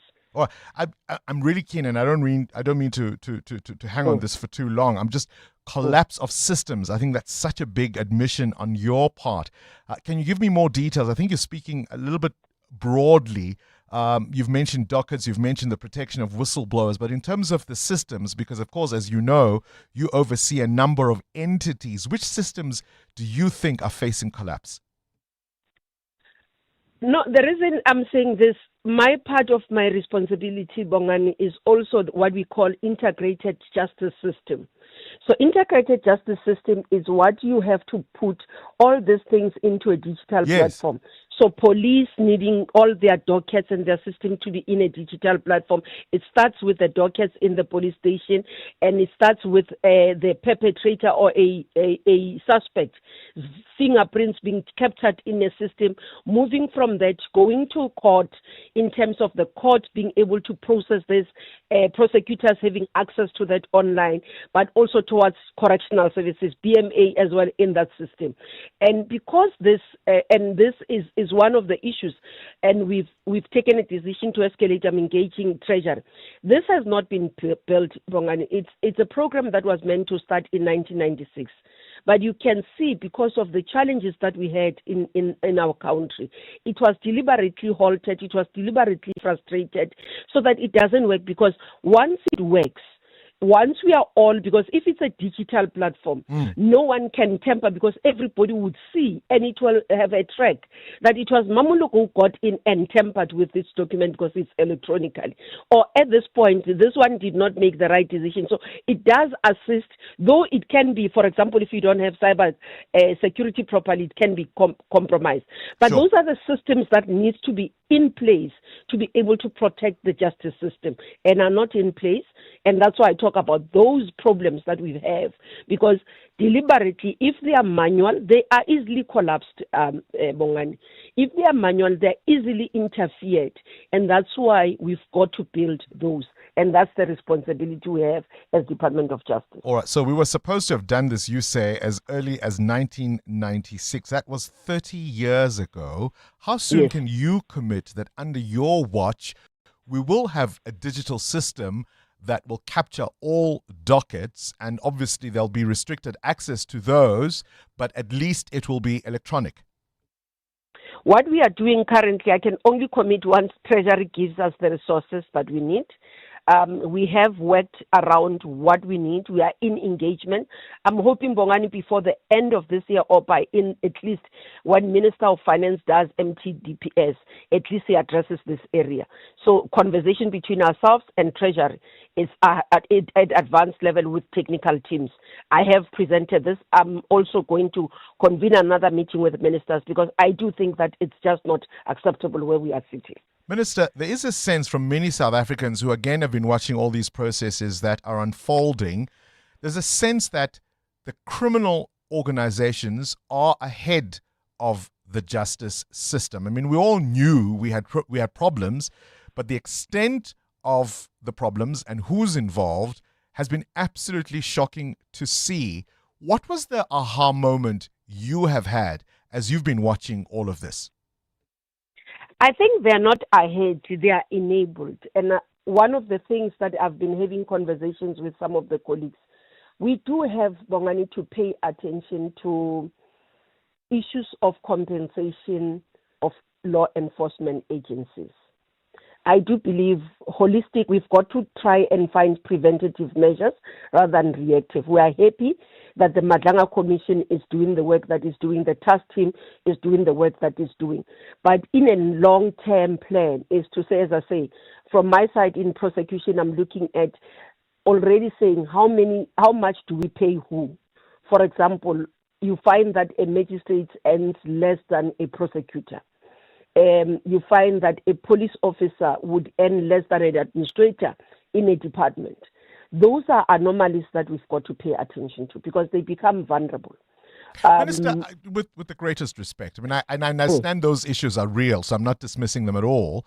Is it as simple as that? I mean, today, we've got the court appearance of a suspended National Police Commissioner. There was a story just this past weekend about a hack into Ekurhuleni's financial system where 2 billion rand was lost. We've been hearing of drugs and narcotics that go missing, and police officers are involved. We are hearing that at the Madlanga Commission about something that happened in 2021, but it also happened again just recently. We've had the head of counter-crime intelligence appearing in court. We've had the top Hawks official appearing in court. And I know you're not responsible for policing, but those are the stories we hear every single day. It does appear that crime, organized crime, is ahead of the justice system. And it's not just about how much police officers get paid. No. I don't think it's ahead. That's what I'm saying, Bongani. We can differ here. It's enabled. It's enabled. That's part of being ahead. That's part of being ahead. Okay, maybe the usage of laws. Let me explain what I want to say, Bongani, so that you explain what I'm saying. The vulnerability of individuals within the system, if it's not addressed, will continue to have a problem. I have an incident where somebody was sharing with me, and I'm sorry, I might take a little bit longer. But this individual had a funeral that couldn't get money to pay for it. Eventually got somebody who approached him, because in the organization that is working, it's a case in Free State. Somebody who works with him knew his vulnerability, went and told the organized people it's relating to a heist. Went and told the people that were looking for someone to collaborate with, to say his witness is this one. He's got a funeral of his grandmother. He's not able to bury his grandmother. The banks have rejected because it doesn't afford. And they loaned him 25,000. That's how he ended up in the cartel and enabled a heist to happen, gave them the routes, gave them everything in exchange of that 25,000. But it started with them helping. Then following time, they come and say, demanding, we want it today. And the person couldn't pay. And that's why how he ended, they said, okay, this is how you can help us. Give us the routes of this truck, how it's going to happen, who is there, and all the nitty-gritties. This person had that information. In exchange of a 25,000 rand, he provided that information. Hence, I'm saying we've got to look at the root cause of the problem, because we are going to deal with symptoms and not address. We'll continue to be here if we don't deal with the root cause. And that's what I'm explaining, Bongan. All right, Minister, I have to let you go. I understand you've got another interview. I don't want your staff to be cross with me, but we do appreciate you coming on the radio. Thank you for your time. Minister of Justice and Constitutional Development, Mccclo Kubai. Do you agree with her assessment? Crime, organized crime, is not ahead of the justice system, she argues, but it's just that they are enabled. By whom, I wonder? EWN.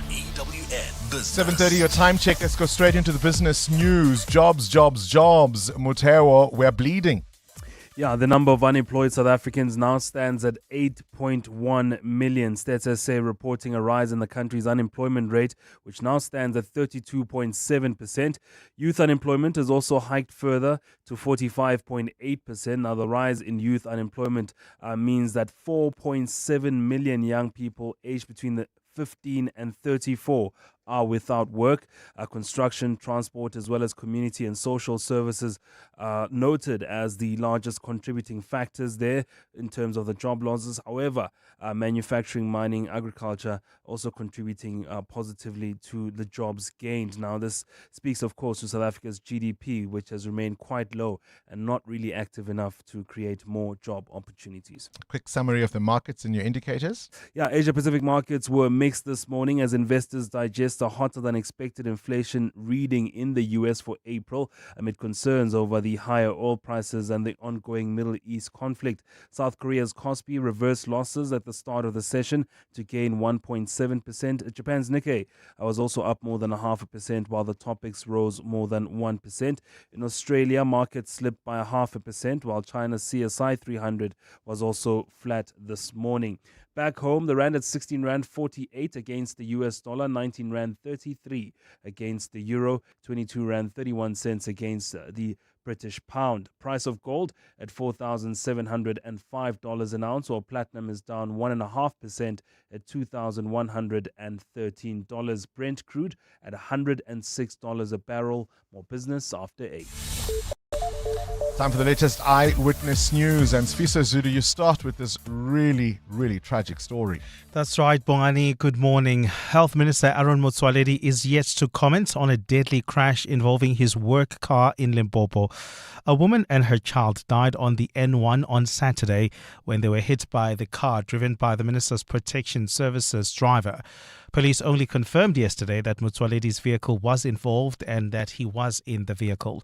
Koskona Malingamnisi reports. The tragedy can only be best described as a devastating chain of events that nearly wiped out an entire family. The woman and her child were reportedly trying to reach the scene of an earlier accident where the woman's husband is believed to have been killed by a car driven by an off-duty police officer. Preliminary investigations suggest Minister Motsoaledi and his entourage remained on scene until emergency services arrived. Police say statements were also taken from those present. An investigation is currently underway by both the police and IPID, with the minister's driver at risk of being charged with culpable homicide. Or see Kona Malingamnisi Eyewitness News. Social Security Agency SASSA says beneficiaries should not panic about its going legal dispute with Postbank. Both entities appeared in the Constitutional Court yesterday to argue on the termination of a grant payment agreement. Postbank pays grants to more than 2 million South Africans. While the agency insists it has terminated the Master Services Agreement, Postbank insists this is in contravention of a Constitutional Court order. Khumoto Modise reports. In December, the Constitutional Court ordered that the status quo should remain and Postbank should continue with the payment of grants pending the outcome of the legal battle.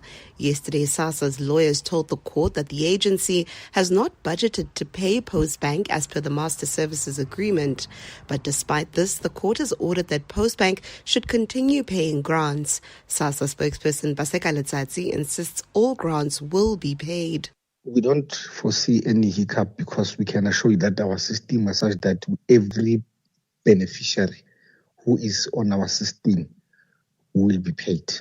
While arguments on the merits of the case were not heard yesterday, the matter must still be heard in court at a later stage.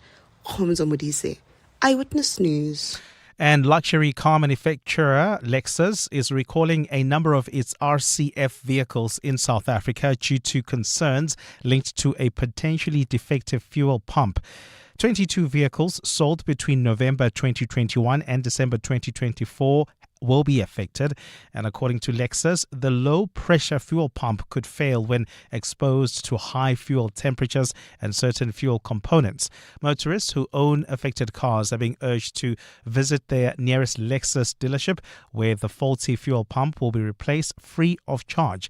National Consumer Commission spokesperson Petron Daba expands on the affected models. Lexus RZF 60C, Lexus RZF Track Edition 60 litres, and Lexus RZF 60M. A fine day in store for Gauteng. The temperatures are at lows of 6 and 7 degrees, peaking at highs between 22 and 25.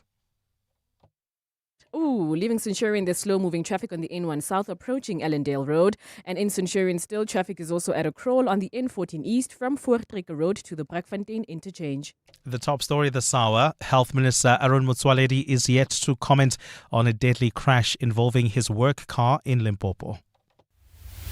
Clement Maniatella. Weekday mornings, 9 to 12. 9 to 12. Did the President's legal team meet with the Speaker? No, the President's team did not meet with the Speaker. Does the President realize and appreciate how the Phala matter is unfolded? The President appreciates the fact that it is not ideal to have a head of state mired in these kinds of processes. Are you willing to confirm if that money has been paid back? Clement, I'll have to check on that and come back to you on that. Vincent Magwenya. Clement Maniatella. 9 to 12 on 702.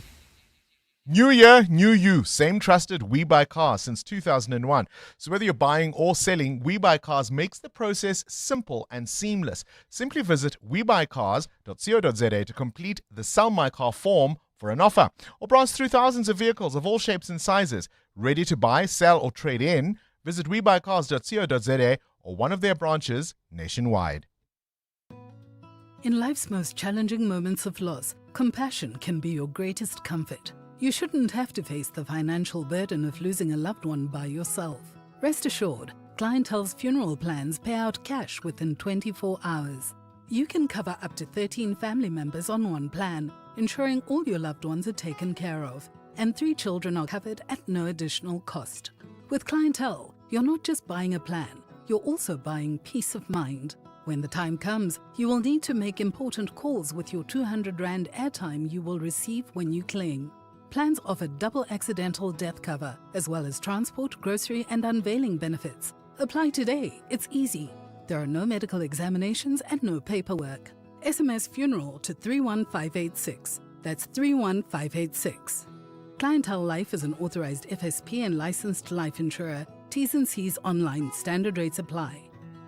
For over 4 decades, Exaro and Eskom have powered South Africa together. Now, that partnership grows stronger. On Friday, catch the Clement Manyatela Show live from the official opening of Exaro's Mine 1 expansion project in Kriel, Mpumalanga. The milestone marks a major investment into a long-term coal supply to Eskom's Matla power station and continued energy generation for millions of people. Don't miss the conversations shaping SA's energy future. That's the Clement Manyatela Show, live from Matla Coal Mine on Friday with Exaro, powering progress across Africa and beyond on 702. 702. WhatsApp Bongani on 072 702 1702. Bongani, this woman is, I don't think she understands what she's saying. So a police officer requires matric to be a police officer. An administrator in the police officer requires a degree to be an administrator. So you're telling me someone with a degree must now accept earning less than someone with a matric? Come on. She's got to think certain things she's saying. We don't ask people to choose these jobs. They choose them knowing very well what is the earning criteria. People are not idiots. You know very well when you take a job how much you're going to be getting paid. Do not use your salary as an excuse to commit crime. When you're a criminal, you're a criminal. That's all that they've been. Criminals. Good morning, Bongani. It always fascinates me how when politicians in government are interviewed, how they respond as if they also don't know what's happening. They don't know what happened. They haven't been around. They're just like a visitor here. So even the minister that you just interviewed, she doesn't know what's happened. She speaks of failed systems as if these failed systems are some engine that failed in some motor vehicle or so. The answer that what's the greatest threat to this country, her answer should have been us or my party. Kabelo from Pretoria. Good morning, Bongani. I hear what the minister says, but if we appoint more people who embrace ethics and honesty, we need less gatekeepers or systems watching over people who are acting in a dishonest way. The problem is with the people who are dishonest. Now we've got to put systems in place to look at their actions.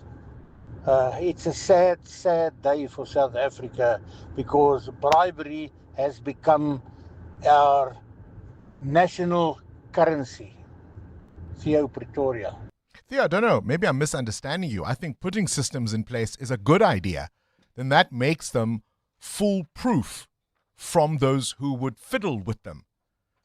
And I know in 1996, Mccclo was not the Justice Minister, but she says the digitization of dockets, for example, was something that was meant to have started then. For 30 years. For 30 years. Did you have, a banking app in 1990? It would be 96? Did you ever, could you even do cell phone banking in 1996? I'm trying to remember. I don't think so. Right? You couldn't even do cell phone banking. How much has banking improved in South Africa? In America, they're still writing checks. The reason we're so advanced with our banking systems and electronic ways of transacting for banks is because of the prevalence of criminality in South Africa. That's how we got here. I mean, it's great. It's convenient. It's lovely. In America, you can't deposit money and get it same time. It's a whole gedunte, right? We are here because of criminality. Now imagine if the Justice Department or if government broadly had responded in much the same way. If they said, okay, we clearly have a problem here. Dockets are tampered with. They go missing. That we'll go digital. They recognized that in 1996. 30 years later, they haven't done it. And the minister can't really give me a date as to when they will. You see what I mean? 702. What's the question? What's the question is brought to you by Outsurance. It's your chance to win up to 3,000 Rand in cash. First, 1,000 Rand for the answer, and then a little later, 2,000 Rand if you can give us the question. SMS out to 45142. Now, Solomon, you're in Garankuwa. What's today's answer, please? Morning there, Brabonks. Today's answer is 76. Hey, tada. Tell me, are you a member of Outsurance or have you requested a quote? I'm a member of the club, man. Your biscuit. 1,000 Rand is coming your way, all thanks to Outsurance and 702. Isn't it lovely? Hey? Isn't it lovely that you're getting this 1,000 Rand? All thanks. Definitely. Does it knock you off your feet? We'll leave it there. Solomon in Garankuwa getting 1,000 Rand. All thanks to 702 and Outsurance. Now, before you get superstitious about all of that, call us on 011 883 0702 if you know the answer. Because if 7 to 6 is the answer, what's the question? EWN Sport. Cindy Paluta, I saw you shaking your head vigorously. I was just thinking, because I had a conversation with my cousin this week. She lives in the US and she sold her car. And she said, but she needs the money to buy another car. Yeah. So she sold it, but she has to wait 30 days for the check to come in the post. So then she's like, what am I going to do?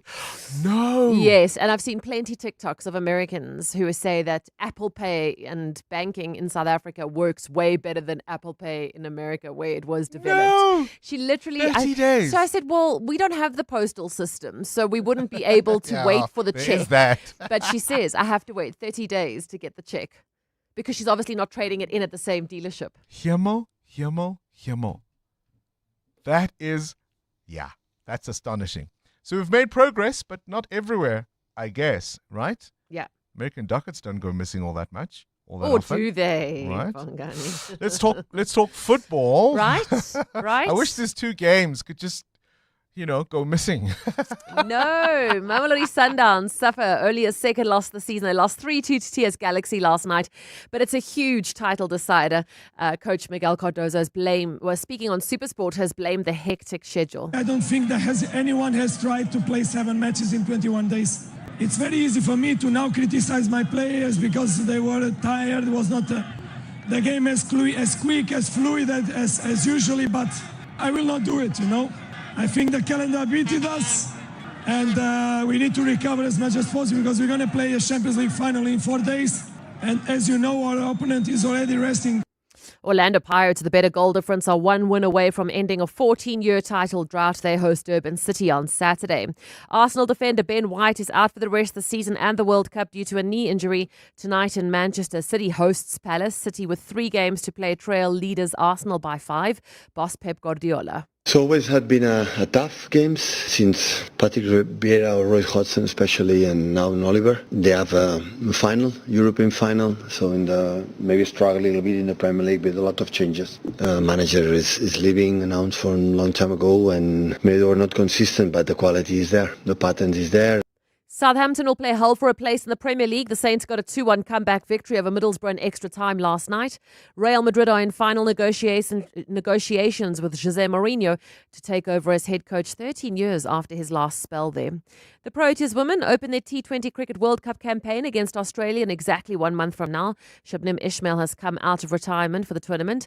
Both Cup and Vaneka have overcome injuries. While at the IPL, Kagiso Rabada took 3 for 28 as Gujarat Titans thrashed Sunrisers Hyderabad by 82 32 runs to go top of the table.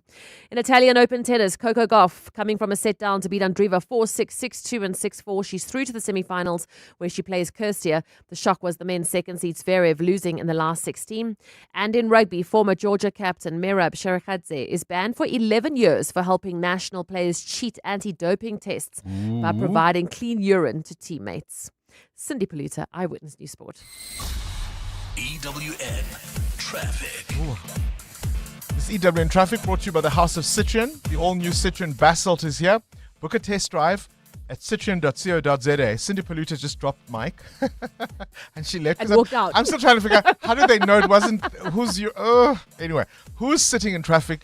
Khomotso Munyai. Thank you, Bongani Bingwa.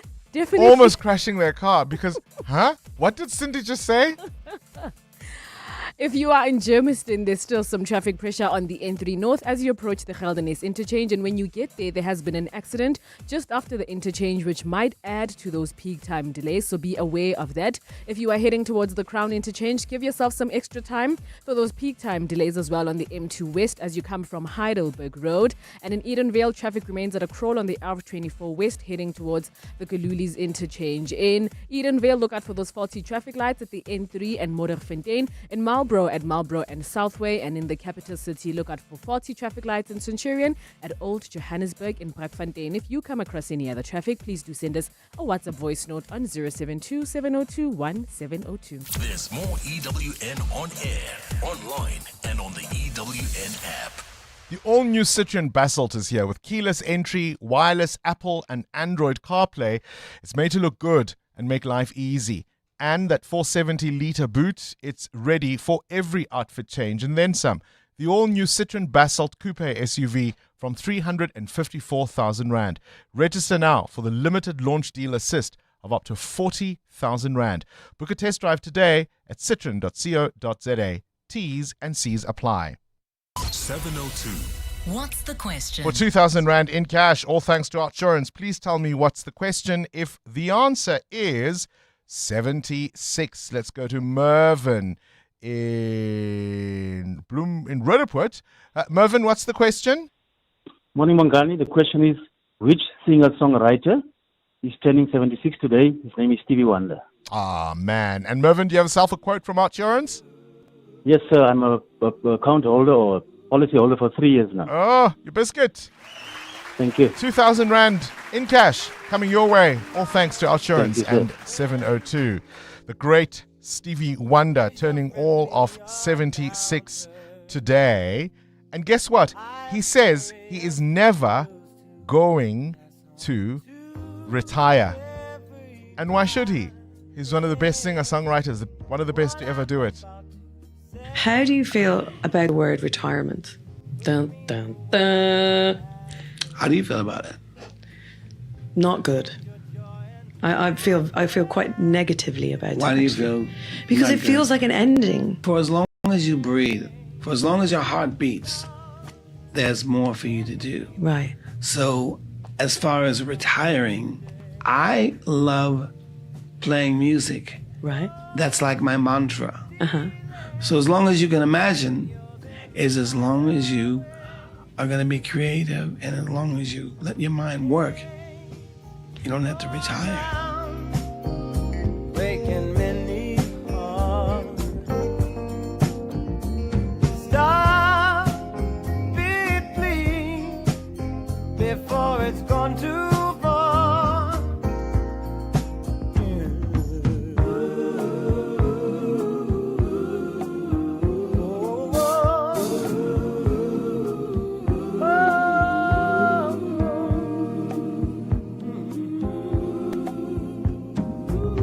The force of evil plan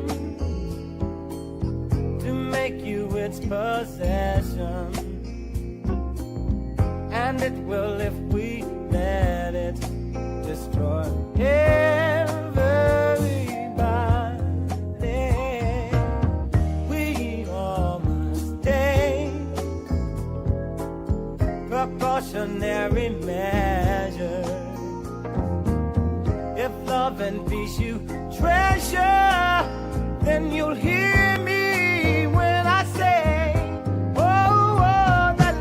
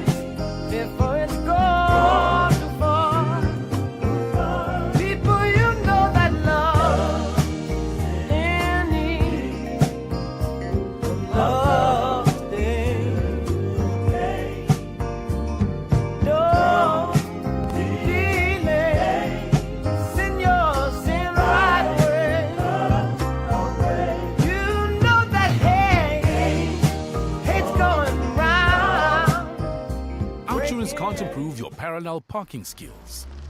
But they could improve the car insurance premium you currently pay. Get a quote today, and if OutSurance can't save you money on your car insurance premium, ask for 500 Rand cash. Make that 1,500 Rand if you've been claim-free and with the same insurer for 3 years. Get a quote and get savings or cash. Either way, you win. SMS out to 45142. That's out to 45142. OutSurance. Licensed insurer and FSP. T's and C's online.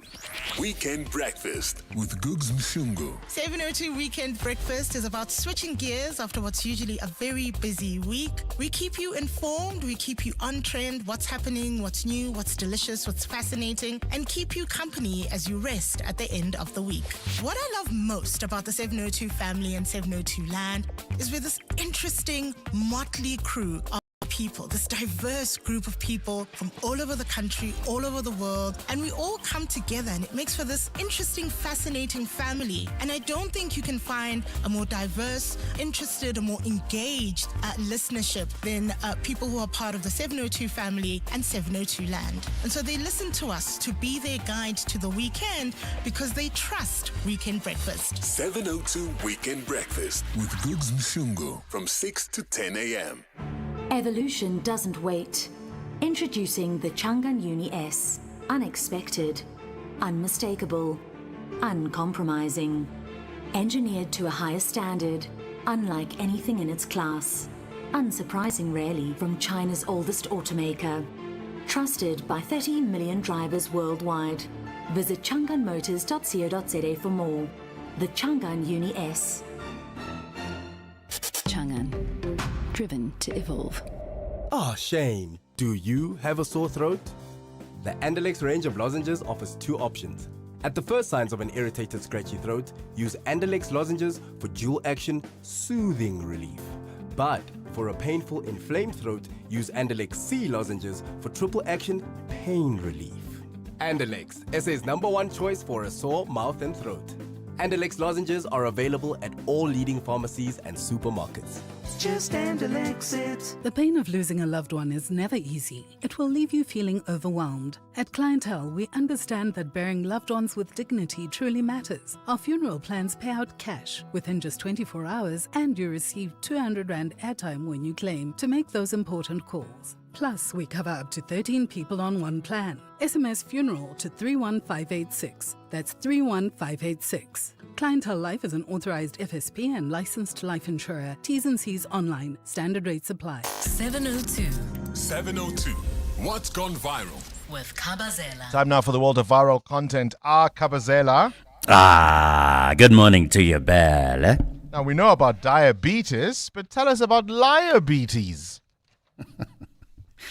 You know, have you ever met somebody in your life where they are just compulsive liars?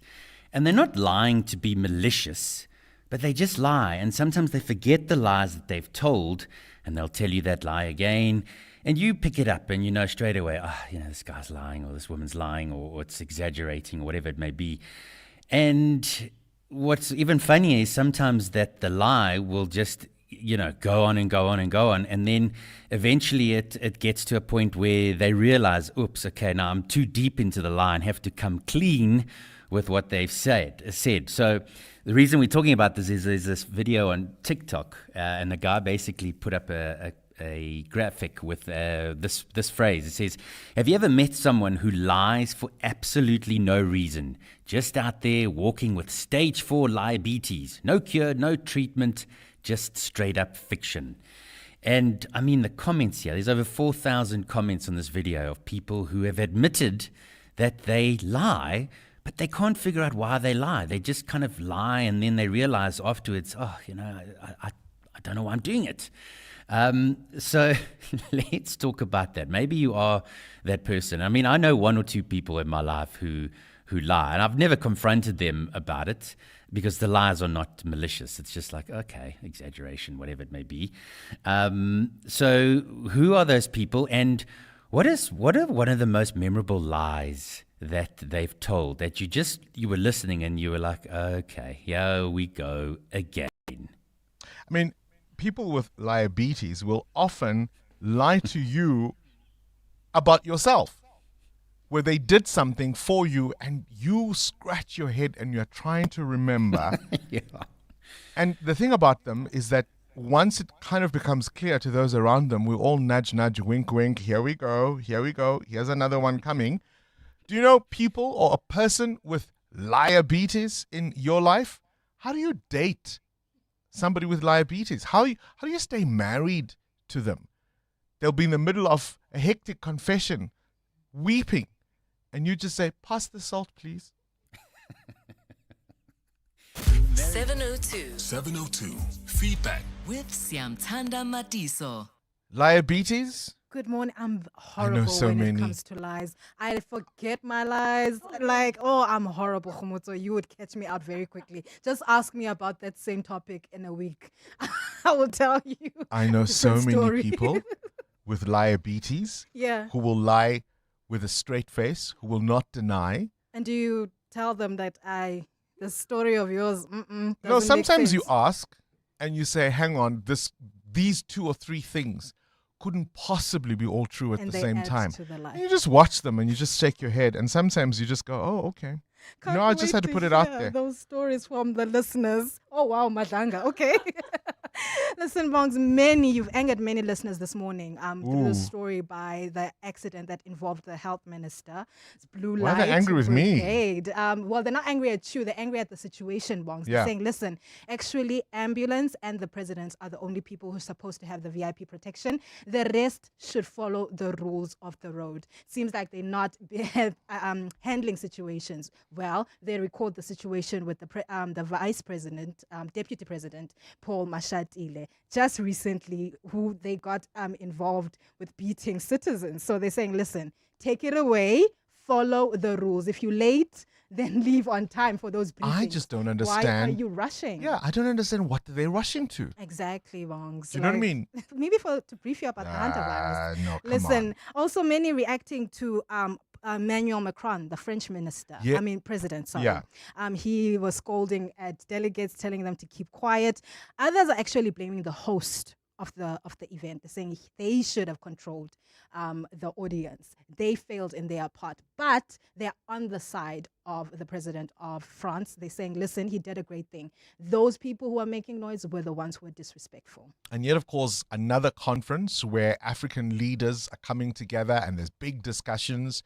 We know what the rest of the world needs from this continent. We've got buckets and buckets and buckets of it.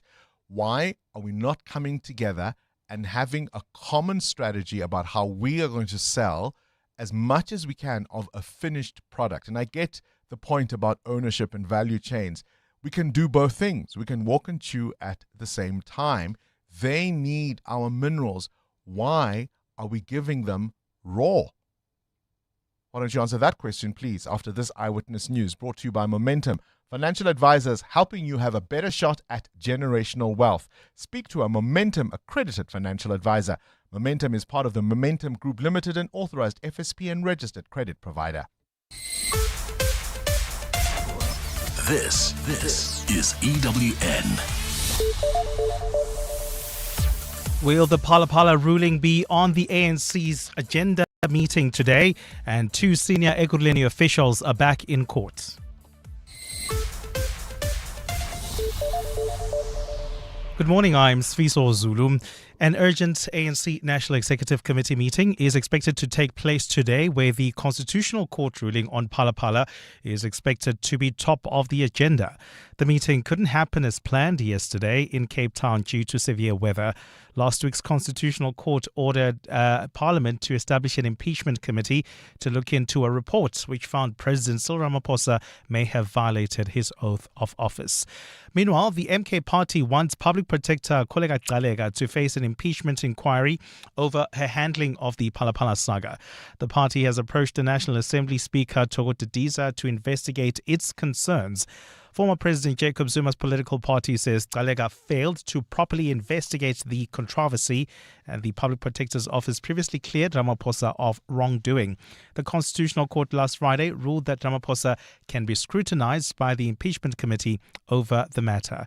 The MK party spokesperson, Mccclo The Public Protector's failure to refer such matters to the appropriate authorities and identify key indicators of criminality, maladministration, and the abuse of public power are of significant concern. The Public Protector's role is to protect the public and not the politics of a sitting president and or politicians. The case for suspended EMPD Deputy Chief Julius Mkhwanazi and Ekurhuleni City Manager Kagiso Lerutla is expected to be transferred to another court this morning.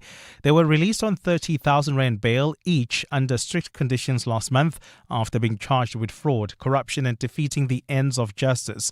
The senior officials were arrested for allegedly paying another person to impersonate Lerutla so that he could avoid a road speeding case. Mccclo reports. Ekurhuleni City Manager Kagiso Lerutla is accused of paying 400,000 rand to Mkhwanazi and the impersonator to appear in court on his behalf to avoid being linked to the case. At the time, the state alleged Lerutla was seeking employment as the Metro's CFO. Prosecutors say Lerutla has been linked to another case where a motorist was killed after he crashed into their car. He allegedly paid someone to dispose of the body. Mkhwanazi was arrested with a large amount of ammunition, which he claims was lawfully given to him prior to his suspension. He's also been linked to other serious allegations emanating out of the Madlanga Commission, but this arrest is separate and not linked to the Madlanga Commission.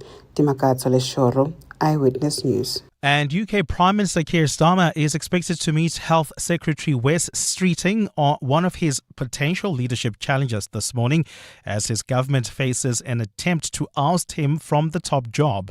Starmer is fighting to remain in his position as 4 ministers resigned yesterday, while lawmakers call on him to step down in the wake of heavy defeats in local and regional elections recently. The results capped a miserable few months for Starmer, who has been under pressure for failing to drive promised economic growth to help Britons suffering with the cost of living. Criticism of policy U-turns has also been compounded by scandal over his appointment of Peter Mendelsohn, a former friend of U.S. sex offender Jeffrey Epstein, who was an ambassador to Washington. Political expert Tony Travis says this crisis makes Britain look unstable. Big issue that, as you stand back from all of this, is the fact that Britain begins to look, I'm not saying it is, but begins to look ungovernable.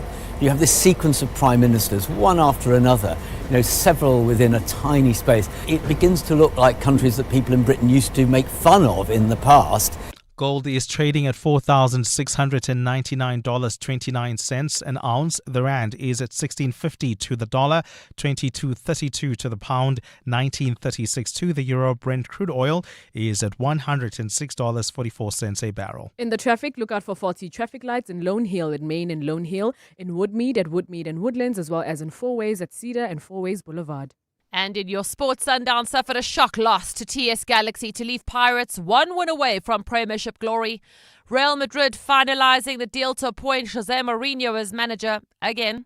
And Kagiso Rabada took 3 for 28. The Gujarat Titans thrashed Sunrisers Hyderabad to go top of the IPL table. A fine day in store for Gauteng. The temperatures will peak at highs between 22 and 25 degrees. The top story in EWN this hour: an urgent ANC National Executive Committee meeting is expected to take place today, where the Constitutional Court ruling on Phala Phala is expected to be top of the agenda. EWN, in touch, in tune, and independent. For the latest, visit ewn.co.za or download the EWN app. They say the early bird catches the worm. Great advice, unless you're the worm. Generic so-called wisdom doesn't work for everyone, so I settle for a financial plan that's one size fits some. Momentum accredited financial advisors take the time to get to really know your unique situation. Advice meets your context. Momentum, your journey to success. Momentum is part of Momentum Group Limited, an authorized financial services and registered credit provider. Joburg is more than just a city. It's an energy that connects us all. That's what makes this one so special. In 702, Josie My Josie Walk the Talk, hosted by the city of Johannesburg. Enter now on primemediaplus.com. This is Breakfast with Bongani Bingwa on 702. Let's walk the talk. Kabazela wants to know, do you know somebody? Have you dated people with liabetes? Is it pathological? Liars? They just lie for any reason. Not because they're in trouble, not because you caught them out. They just lie. They lie about their qualifications. They lie about where they went to university. You know them as UCT graduates, and suddenly they introduce you to their varsity mate from Turfloop. They can't remember the facts of their stories. Have you ever sat across an intimate partner and you just realize there's no way what they're telling you could possibly be true? Because over the time, you've got a little picture of who they are when they would have done certain things. And the stories are just inconsistent. Worse still, they don't remember. Now, I work in the field that I do. Part of my job is to remember. Part of my job is to listen. If you just heard my interview with the Justice Minister earlier, I was merely responding to the details she was giving me. I didn't necessarily come up with new things. She says systems are collapsing. I'm like, oh, which ones? No, we need to, no, that's a big thing. Which specific systems? And people with liabetes, they don't always remember who we are, do they? Morning, Bongani and Kabazela. I used to be friends with someone who had the most severe case of liabetes I had ever seen. The most memorable lie she ever told was that she was pregnant. And not just that, but she was pregnant with twins. She went so far as to show me a sonogram of her supposed pregnancy. And I knew at that point that she was lying. So I did a bit of detective work and reverse image search that sonogram. And lo and behold, it was just the first image that pops up on Google when you search twin boys sonogram. This is Breakfast with Bongani Bingwa on 702. Let's walk the talk. The other big conversation, of course, we've been having this morning. I want to know from you, is it time to limit blue lights? I'm happy for all the officials to have VIP protection. Happiness for that. Anything could go wrong. Happiness. But why do they have to drive so fast? Why do the rest of us have to move out of the way? Why can't they drive and protect their principal without even drawing attention to themselves? Why the we, everybody get out of the way? I think that should be reserved for the head of state, perhaps the deputy, and ambulances. Those are the only people I think we should move out of the way for, or even indeed police officers, obviously on their way to an investigation. William, do you agree? Good morning, Bongani. Thank you for taking my call. Bongani, I totally agree with you. These blue light brigade maniacs, they are maniacs. And with regard to this tragedy on Saturday on the weekend, not only the driver of Aaron Motsoaledi's VIP vehicle, state vehicle, must be charged with culpable homicide? That's it, thank you. Culpable homicide. But in my opinion, so too must Aaron Motsoaledi be charged with culpable homicide. Why? Pardon? He wasn't driving. No, I hear what you're saying. But Bongani, when these arrogant ministers climb into their VIP state vehicles, they should be saying to their drivers and the convoy, we are going to stick to the limit on these roads. That highway, and I picked up that you thought it might be on the R101, which is next to the N1. Yeah, it's on the actual N1. I'm picking it up that it happened on the N1. Yeah. Now, that highway, I know very well. After Hammanskraal, that highway is as flat as a billiard table and straight, and very little by way of trees or anything close to the sides of the highway. Yeah. So on Colin's show yesterday, I heard somebody call in and say, oh, it's illegal to cross highways. Now, between Hammanskraal and Polokwane, there's one pedestrian bridge. And that's after Zebedela, Peppi's Rush, somewhere there. Yeah. People will know. And so what do you expect this woman to have done? She's going to her husband that was, killed, apparently killed. Yep. And it doesn't surprise, I won't very quickly. By another police officer. It doesn't surprise me that it's also a state employee, Look, it's heartbreaking. yeah, William, South Africa, yeah. I hear what you're saying. Look, we can't cast aspersions because we weren't there. It is a highway. And I suspect that the officials who get driven like this are probably so used to it, they probably don't even take notice of the speed. I can also hear VIP protection officers saying, please don't interfere, Mr. or Ms. Principal, with how I am meant to protect you. Don't dictate to me, as to how I do my job. And so for me, the broader question, should we just cut the problem at its root and make this thing go away? Because it would have prevented some of these accidents, perhaps. Prof. Dube, you're in Pretoria East. You want to respond to our Africa report and Macron? For anybody who just joined us, we played a clip earlier. The French president at a conference in Nairobi. The crowd is getting rowdy. There are speakers on stage, and he gets up and he tells everybody to shut up. The right move, Prof. Dube? Yes, I think everything right now is much ado about nothing. Rude is rude. It doesn't matter what race you are. It doesn't matter what nationality you possess. It doesn't matter what office you possess. Those people were being rude, and Macron just corrected rude people. So let's not make this a colonial thing or something bigger than what it is. It's not that. It's basic human etiquette. Thank you. Sometimes there's such a dearth of leadership, Prof. Dube, that when we see it, we don't know how to react, right? Mm-hmm. Yep, appreciate that call. Martin, you want to talk about corruption, and this is to do, I suspect, with my interview with the Justice Minister earlier on, who says a lot of people within the system are corruptible because they're paid so little. Good morning, Bongani, and good morning to your listeners. Yes, that's correct. I think when the minister wants to dictate that salary dictates honesty and integrity, then we've lost it. Because generals who are earning 1.5, 1.6 million are taking bribes. And if we're going to say that salary dictates whether you've got to be honest and don't steal or be corrupt, then we've lost it completely. Because how much is enough? The domestic worker can say, I'm earning a little salary, so now I can just steal and carry on at home. There's no deterrent. Because if somebody can, like in the Steinhoff matter, if people can steal billions and then get a 2 million rand fine, that's no deterrent. How much is enough, right, Martin? Appreciate that call from Pretoria. Lindy, liabetes, you were married to one, or at least a person who had it? Yes, absolutely. We were married, and then he got engaged to another woman, and he told my family it was a sick joke. Oh. Yeah. Oh, yes. Lindy, how did you deal with it? It was very painful in the beginning, but life happens, and all you need to do is get up, dust yourself off, and move on. The frustration is sometimes they continue to lie even when they're caught, eh? Absolutely. No question. Yeah. Oh, Lindy? But, yeah, he's just a sick person. Shame. Listen, years later, you can say you dodged a bullet, hey, Lindy, in Pretoria.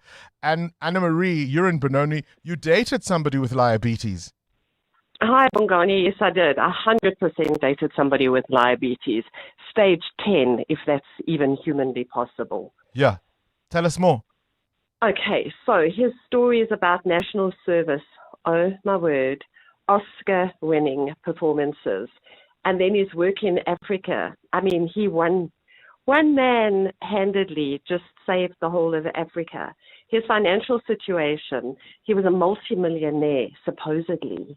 And his business acumen, oh my word.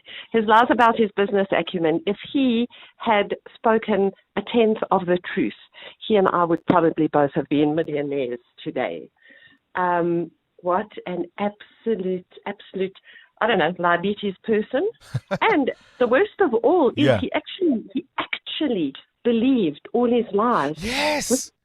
Right? Yes, that's the other thing. You or at least you look back and you wonder, did they believe the things they were saying? Because at times you just think there's no way that somebody who's normal keeps saying these things consistently over a period of time unless they really believe them. Right. That was this man. His lives, they were phenomenal. They were all Oscar-winning performances, and he must have believed them. All I can say is the biggest narcissist that's ever walked the face of the earth. Anna-Marie, I know exactly what you're talking about, hey? I know exactly what you're talking about. And when it's somebody who's an intimate partner, and you realize this over time, and you just, Mateo, you don't know what to do. I think it's a bit of an illness also in wanting to be accepted, right? Because you could be talking about anything like gangsterism, and the person is like, I had an uncle. No, I was in a gang and my uncle pulled me out of it. Or you talk about the next thing. And I can even accept that to some degree. Hold on. I can even accept that, right? You're telling me a story, so now I've got to match you. I can see that.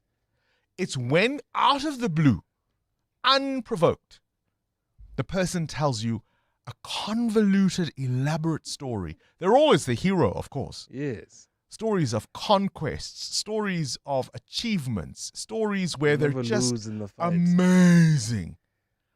And you look at the person who they have become, and you're thinking, so what happened to the guy in your stories? Well, they want to measure up to, whatever idea you have of them. I know women, Yes. not one, I know women who the guy wakes up from her house and he's dressed up in a nice suit. He's going to a wedding or a funeral. But typically it's a wedding. And good luck, honey, enjoy, whatever. 2 weeks later, she finds out it was his. Why was he going to the wedding alone? But I know situations where people have prepared for an event, tra-la-la-la-la, and she had no idea. That's outrageous. It was his lobola, or it was his wedding, or there's a family thing. Maybe it's a recent relationship, so she hasn't met the family yet. I don't think they care. In the lie? I really don't think they care. I think they live in these, and maybe we need to get a psychologist to explain it to us. Right? Unbelievable. EWN Traffic. 19 minutes after 8 o'clock. Let's catch up with the roads. The truth now. The truth. What's happening in Centurion? And nothing but the truth. In Centurion, if you're traveling in that direction this morning, expect heavy delays on the N14 East. This is from Voortrekker Road to the Brakfontein interchange with about a 20-minute hold-up, and it is due to a multi-vehicle accident. Over on the N3, you can also expect slight delays. This is from Vincent Chabalala Road all the way to the Mccclo interchange. And if you are heading towards the Crown interchange, there's bumper-to-bumper traffic on the M2 West still. This is coming from Heidelberg Road. Likewise, if you come across any other traffic, please do send us a voice note on 072-702-1702. There's more EWN on air, online, and on the EWN app. We at Monument Dental are very happy with the premium we're paying. I wish I did it sooner. Outsurance business insurance clients know that it pays to switch. And did you know you could get a massive 20% discount on your business insurance premium when you switch? For dentistries, general medical practices, and all other businesses, get a quote today and see why it pays to switch to Outsurance business insurance. Visit outsurance.co.za or call 08600 60,000 today. Licensed insurer and FSP. TCs and information online. Are you or someone you know visually impaired? Well, I am. My name is Ngabagazi Kyalisi and I'm a cybersecurity technician. Ngabagazi's journey began at the Hein Wagner Academy, a specialized learning center dedicated to empowering visually impaired students. At the academy, I was taught never to give up on my dreams. I have earned national and international certificates in the field of cybersecurity through a learnership sponsored by ABSA, and that has unlocked my potential. The Hein Wagner Academy offers a wide range of courses, helping students gain economic independence and social connections through training, sport, recreation, and the arts. With full boarding facilities and a convenient location near shops, it's more than just an academy. It's a gateway to a brighter future. Why wait? Visit heinwagneracademy.org and unlock your future. Joburg is more than just a city. It's an energy, a pulse, and a feeling connecting everybody. The heart of Mzansi. It's Joburg, you know? In celebration of this, 702 has partnered with Jozi My Jozi, and we're calling on you to walk through the city center with us. Walk the talk. In the 702 Jozi My Jozi Walk the Talk. Babize bonke. On Sunday, 26 July, we're going to the iconic Joburg CBD, the home of dream creators and operators, where we dominate and history make. So join us and be a part of something special. I'm ready to rock this book. Because when Joburg walks together, extraordinary things happen. Enter now on primemediaplus.com and get ready for 702 Josie My Josie Walk the Talk this July, hosted by the city of Johannesburg. Walk with the people, for the people, for our Josie. Babise bonke. Enter Walk the Talk now on primemediaplus.com. 702, The World View with Adam Gilchrist. Let's catch up now with news from elsewhere in the world. Adam Gilchrist, a very good morning to you. The effects of the ongoing crisis in the Persian Gulf continue to be felt around the world. Yeah, and getting worse in some cases as well. So, for instance, the US inflation rate has now gone up to nearly 4%, which will certainly make its notice with Donald Trump. If there's one thing he'll notice, it's money, up 4%. I mean, actually, it's much worse elsewhere. Fuel inflation generally is around about 10 to 15%. Next, retail has just announced that all its clothing prices across the whole of Europe will go up by 8%. There's a mega squeeze on oil products, plastics, helium.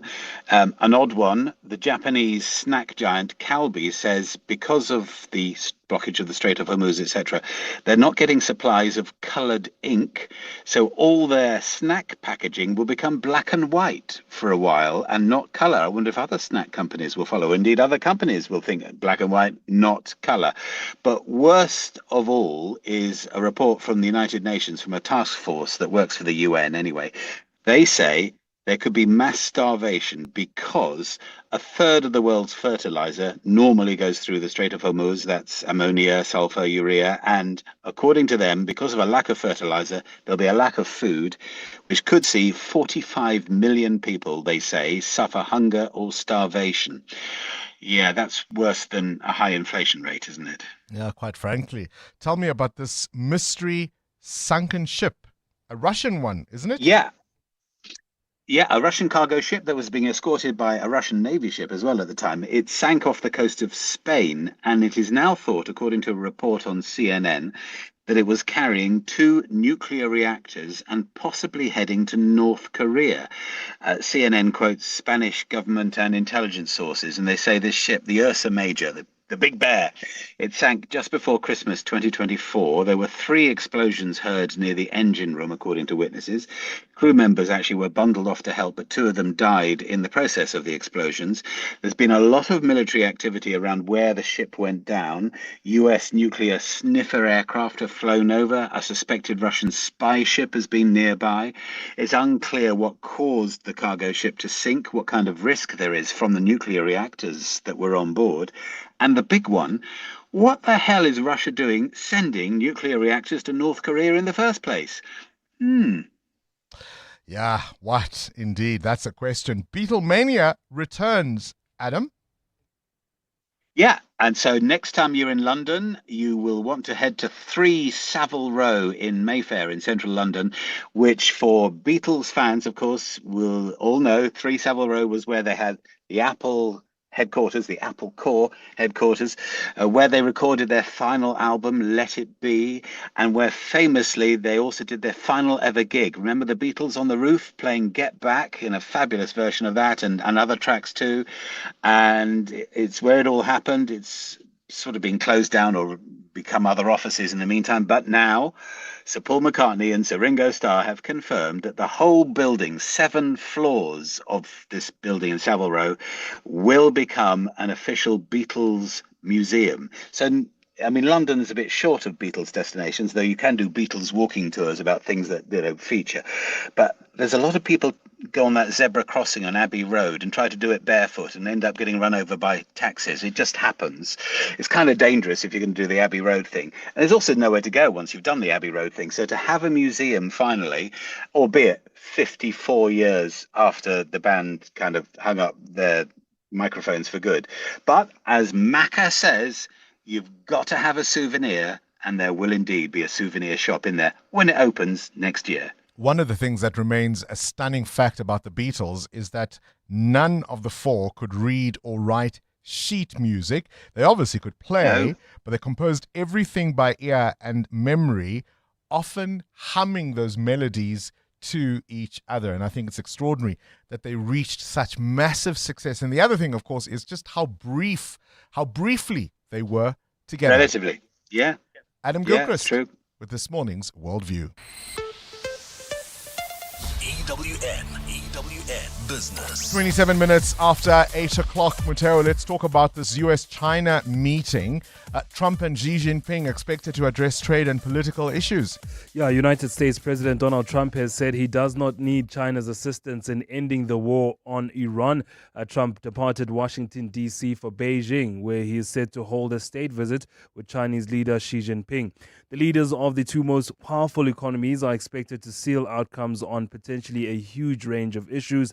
The agenda spans trade, technology, rare earth export controls, Taiwan, the Iran war, and artificial intelligence. China has suspended exports of a wide range of rare earths and related magnets, and its ban on semiconductors from Nexperia in China have also upended supply chains central to global automakers. China has already been doing all it can to ensure it does not rely on the US as its main trade partner. China's exports to the US have fallen by around 20% in the last few years, and America is now China's third largest trade partner, behind Southeast Asia and the Eurozone.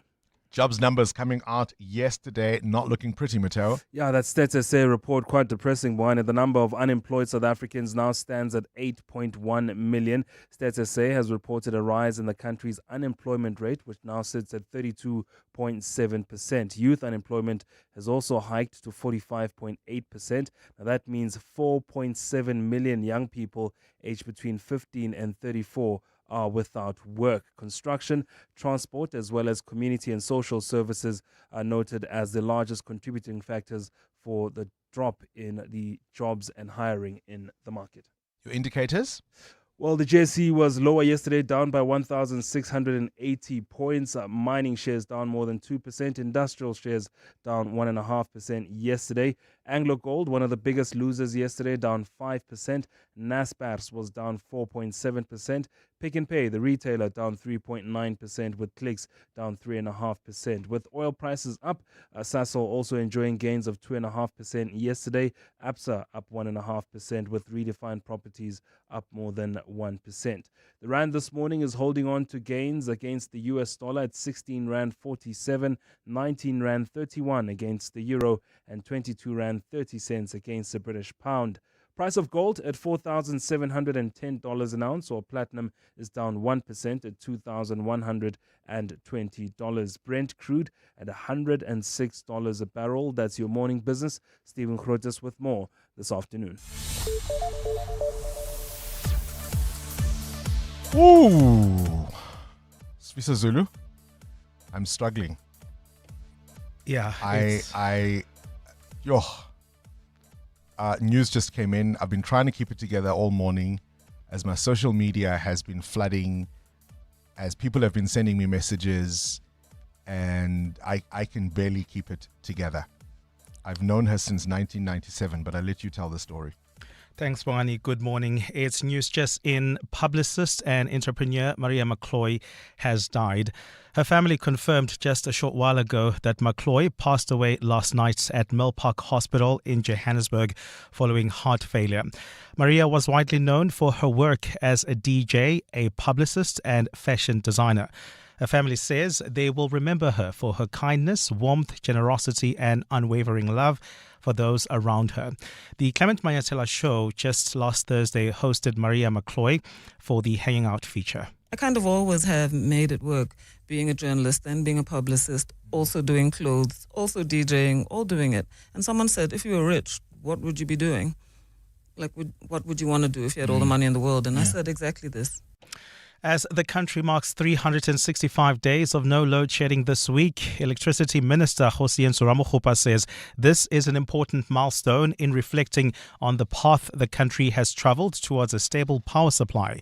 Delivering the department's budget in Parliament yesterday, Mccclo pledged that by March next year, all provinces will also have overcome load reduction owing to demand outstripping municipal supply and infrastructure constraints.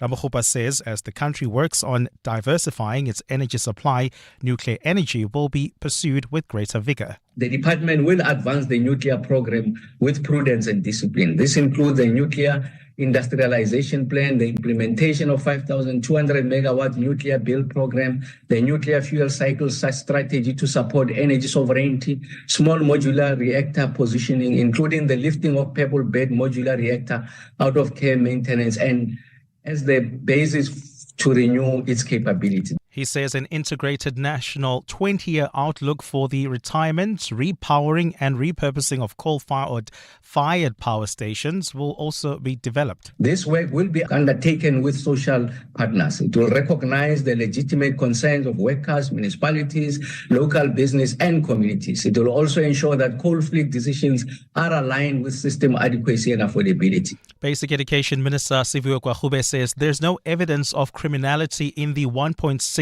billion rand textbook tender.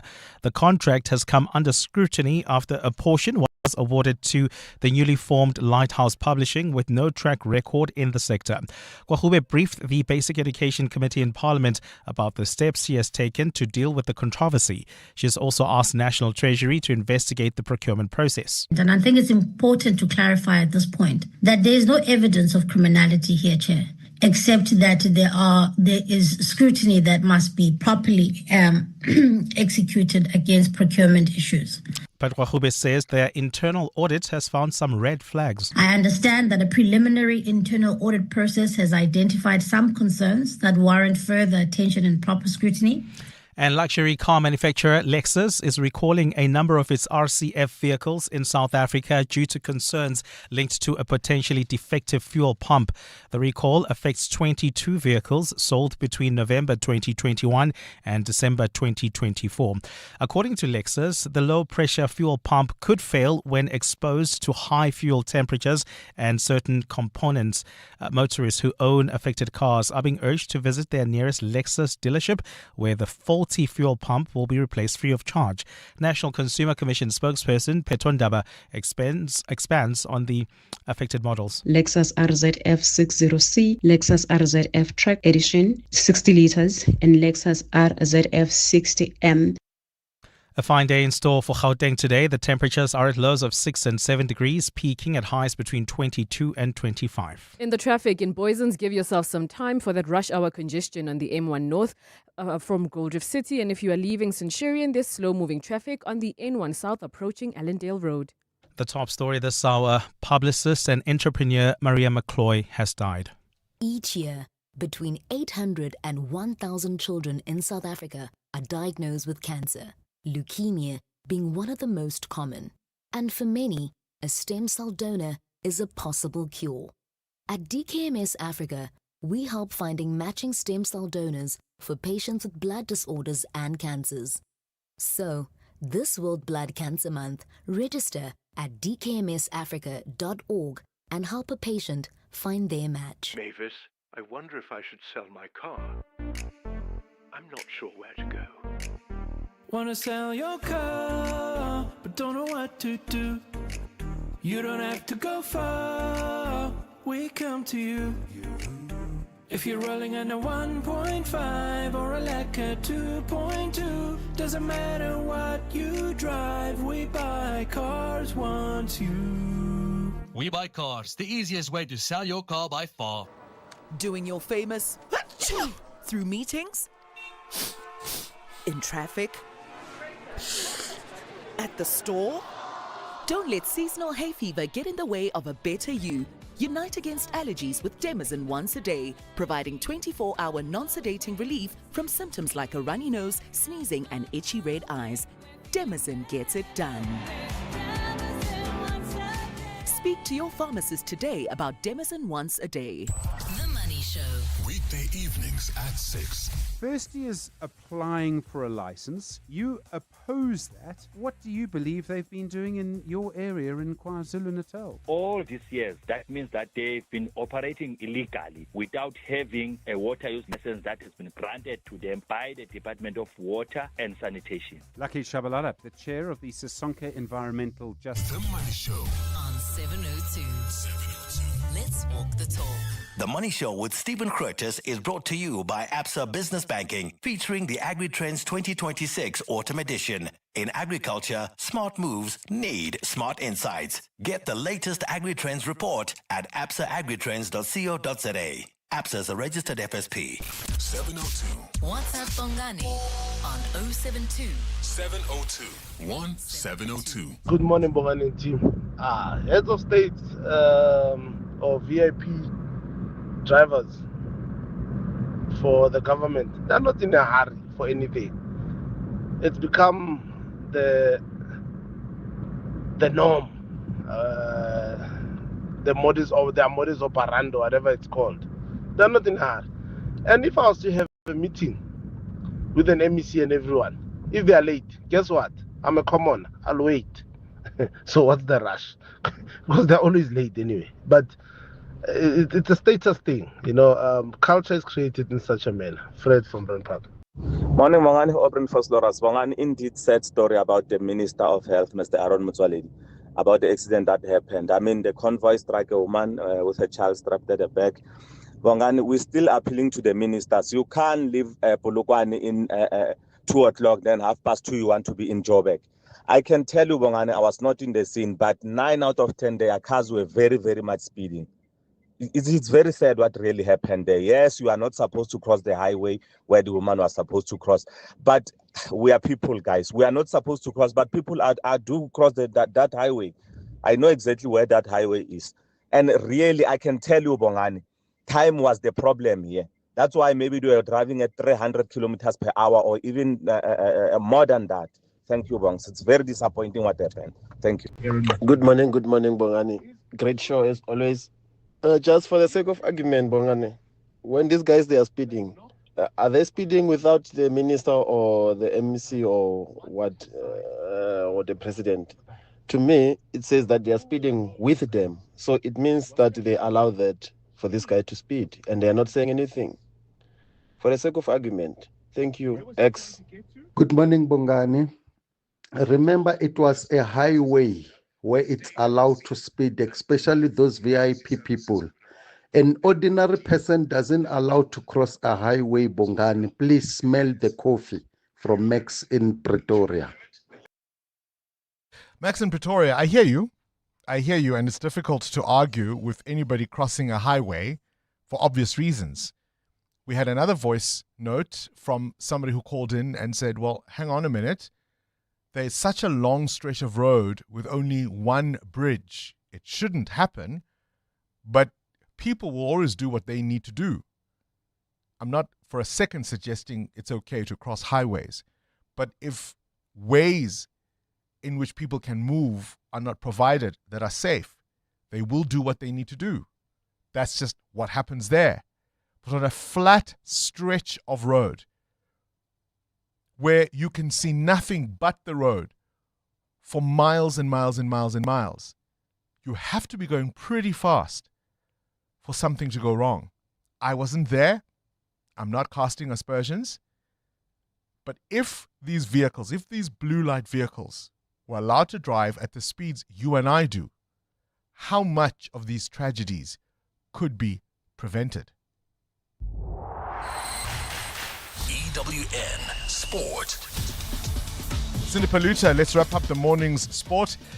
Yesterday, Orlando Pirates, I said during the show yesterday that TS Galaxy do the things. And they did the things for you. Yes, Orlando Pirates being handed the biggest favour by TS Galaxy. Last night, Galaxy shocking Sundowns 3-2 in Sundowns' last league game of the season, leaving them 3 points ahead of Pirates. Sundowns coach Miguel Cardozo speaking on Supersport afterwards. If we had won today, we would have scored a number of points that would take us in one of the 3 best ever campaigns on the club. It's tough. It was the calendar that beat us. We made 11 victories in a row. since January. So it's important that the fans look with honesty for the work of the boys. They can criticize the coach. It's not a problem for me. I have big shoulders. The Bucks, with 2 games to play, also have a better goal difference. So win over Durban City on Saturday would win them their first league title in 14 years. It's also tight in the English Premier League. Arsenal, with 2 games to go, 5 points ahead of Manchester City. City have 3 games to play, including tonight's game against Crystal Palace. Arsenal won't have defender Ben White for the rest of the season. He's damaged knee ligaments. Real Madrid are in final negotiations with Jose Mourinho to take over as head coach. 13 years after his last spell, he would take over from Alvaro Arbeloa, who only took charge from January. In cricket, the Proteas women open their T20 World Cup campaign against Australia in exactly 1 month from now. Both Cup and Van Niekerk have overcome injuries. Shabnim Ismail has come out of retirement and joins the team. At the IPL, the Gujarat Titans have gone top of the table after an 82-run win over Hyderabad last night. Man of the match Rabada took 3 wickets. And Italian Open tennis, Coco Gauff coming from a set down to beat Andreeva and will play Kirsty on the semi-finals. Today's quarterfinals, Swiatek against Pagula, Rybakina plays Svitolina. While the shock was the men's second seed Zverev losing in the last 16. Sinner and Medvedev cruised to the quarterfinals with straight sets wins. Cindy Paluta, Eyewitness News Sport. EWN Traffic. 17 to 9. Munyai, please wrap up the morning's traffic. Thank you, Bongs. If you are traveling on the M1 North, it's moving quite slowly from Oxford Road to Glenhove Road, and then it eases up after that, so you can breathe after that. Meanwhile, in the opposite direction, there's some traffic pressure on the M1 South. This is from Woodmead Drive to Greyston Drive. And lastly, if you are leaving Centurion, there's slow-moving traffic on the N1 South approaching Allendale Road with a stationary vehicle just after New Road, adding to those delays. I'll have more updates at the top of the hour. There's more EWN on air, online, and on the EWN app. If your medical aid was becoming too expensive, you'd switch, right? So why pay more for car insurance? Switching to Outsurance saved 27-year-old Liam an awesome 640 Rand on his 2020 Ford Ranger. Get a quote now, and if Outsurance can't save you money, you can ask for 500 Rand or 1,500 Rand if you've been claim-free with the same insurer for 3 years. Do it now. SMS out to 45142. That's out to 45142. Outsurance is a licensed insurer and FSP. T's, C's, and information online. Hi South Africa, I'm Michael Owen. If you appreciate world-class sport and a great occasion, the Hollywood Bets Durban July is the place to be. The theme for 2026 is Country Allure, which sees the rustic style of the countryside meet the cosmopolitan cool of the city. On Saturday the 4th of July, it all comes together at Hollywood Bets Greyville, Africa's greatest horse racing and social event. I'll see you there. There are moments that don't look significant at first until everything changes because of them. Shift Happens with Richard Sutton, a new podcast exploring real stories of challenge, doubt, and turning points. Because growth doesn't arrive when everything is clear. It arrives when nothing is. Coming soon on PrimeMediaPlus.com, the Prime Media Plus app, Spotify, and Apple Podcasts. Powered by First Light, therapeutics for the modern mind. Coming up on the Clement Manyatela Show on 702. Clement, man. Geesh. Yeah. Life this is news wild. of, for anybody who's just joined us, the publicist, entrepreneur, designer, social activist, cultural pioneer, humanist, so many things. I Industry remember giant. Maria Mccclo. I first met her. She was part of a team of recent graduates that gone to Rhodes University. They started this company. They called it Black Rage. And they were youngsters. I mean, they were a little bit younger than I was, a year or two, give or take. And they were the script writers for Channel O when it was being launched. And so I was one of the presenters. We go and do the links, introducing music, videos, and they would script for us. You know, Shomla Tandala was a presenter. They'd script for him. I was doing a jazz show. And we used to talk about what is your intention with this piece to camera, and they would write accordingly. When we did interviews, I can't remember the number of jazz shows and festivals and events I've attended because she made it happen. Yeah. And the fun we had. We were just at her 50th. Yes. I can't believe she's gone. Yeah. You were there interviewing her last week, and So- behind you, so she could see me because she was facing me. Your back was, I could see you from the back. And there we were, as you were talking to her, busy pulling tongues at each other. It's so heartbreaking. When I told her I need her on the Hanging Out feature, in true Maria style, was, are you crazy? People don't care about me. Like, who am I? Because, she's a publicist for a lot of big brands, a lot of big personalities, artists as well. And she normally is the person that you would, if you need a Thandiswa Mazwai, if you need a Zoe Modiga, you go through her. And this time around, she was like, why me? Like, but you are Maria Mccclo. You have a story to tell. You've contributed so much in the culture, even of this city. So it's a bittersweet moment, Bongani, because I'm glad we were able to give her flowers while she's still alive. It wasn't a week ago. It wasn't. Wasn't even a week ago. Yeah. So what I'll do What's on today the show? Is just take some tributes and maybe play some of the clips from that conversation we had with Maria Mccclo last week, Thursday. So that is what we'll start with on the 702 open line. We'll reflect on the unemployment numbers as well. But at 10 o'clock, we are going to do our monthly feature, Exploring Spirituality with Vusumzi Mncande. And today we'll be discussing the clashes that sometimes exist between cultural practices and the law. And then at 11 o'clock, we do our Listener's Choice feature. Today, we're talking Debt Review 101, what consumers need to know. And then we wrap up the show at 11:30 with the sharing space. Clement Manyatela between 9 and 12. The Midday Report with Mandy Wiener. The Midday Report at its heart is a current affairs show, but it really is a show about everything you need to know about and everything you didn't know you needed to know about. Our listener is sharp, plugged in, curious, has developed opinions, but is still open to learning new things. My favorite part is how witty, sharp, and funny our listener is. What we cover every day is breaking news, current affairs, politics, the courts, global developments, science, education, popular culture, sports, books, and of course, good things too. I like to think of it as a lunchbox with a little bit of everything.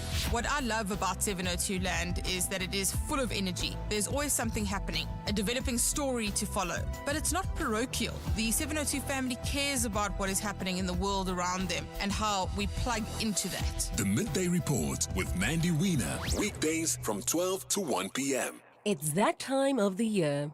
Sore throats, congestion, wet and dry coughs, pain and fever. For trusted relief for you and your family, ask your pharmacist to recommend a winter survival pack from the Adcock Ingram OTC range. With products like Mccclo A, Expigen, Corenza Paracetamol, Adconapamol, Dilinct Junior and more, we have you covered this winter. Remember, Adcock Ingram OTC, sponsors of Brave. Tabo's got 6 buckies running around fixing pipes, chasing invoices from Sentin to Soweto. They don't rest. But when one gets messed up in traffic, yo! That's not a scratch, my guy. No bucky, no money. But with Budget's affordable business insurance, Tabo's fleet is sorted. So when expensive days happen, his hustle keeps rolling. Visit budgetinsurance.co.za for a business insurance quote today. Budget is a licensed non-life insurer and FSP. T's and C's online. This is Breakfast with Bongani Bingwa on 702. Let's walk the talk. 10 minutes to 9 o'clock, not quite after. It is time for another Corporates That Care.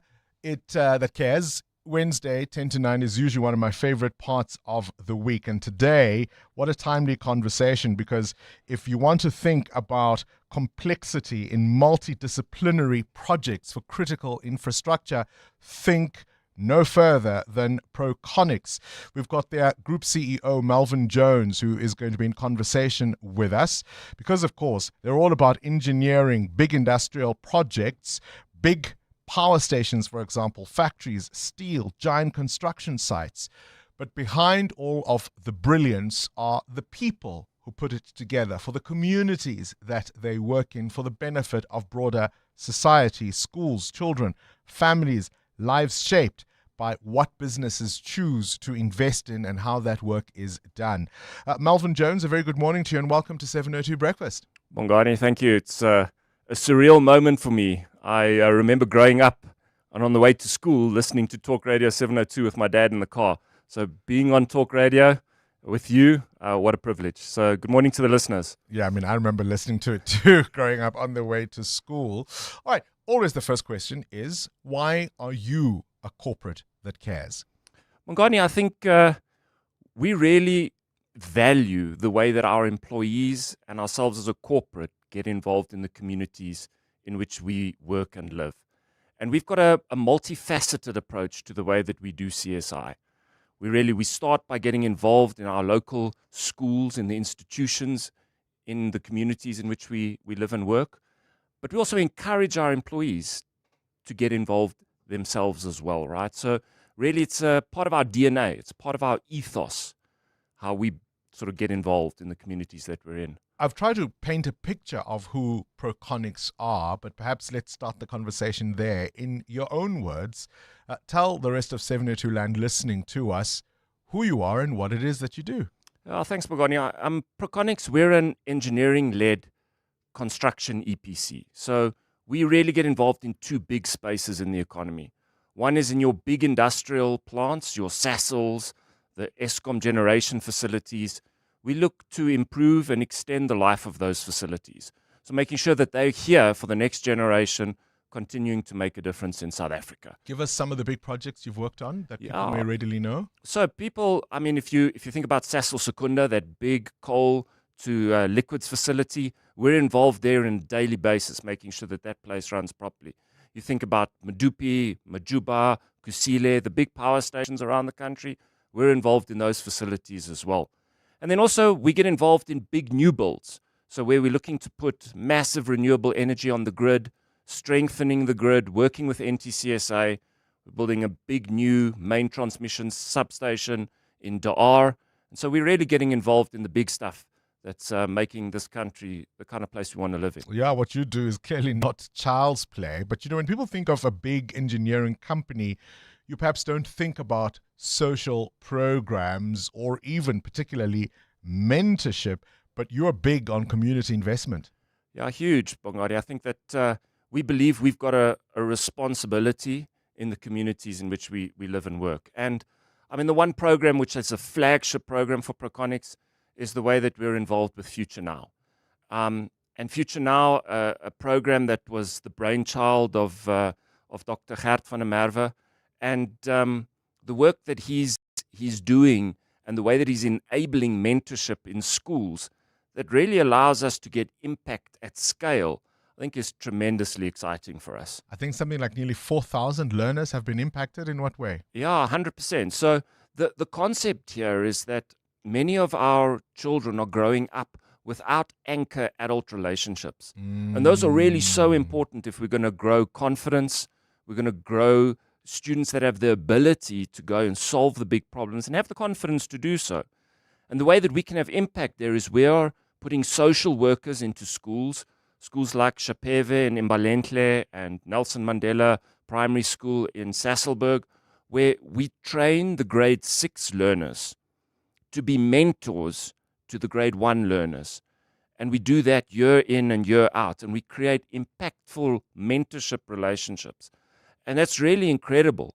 Anecdotally, what we're getting out of those schools is an improvement in discipline, an improvement in grades, as these kids are really given anchor relationships in their lives. And of course, this has all got to do with violence in our schools, bullying, the emotional trauma, and no doubt the mental health challenges children face when they are exposed to harmful practices at school from other learners.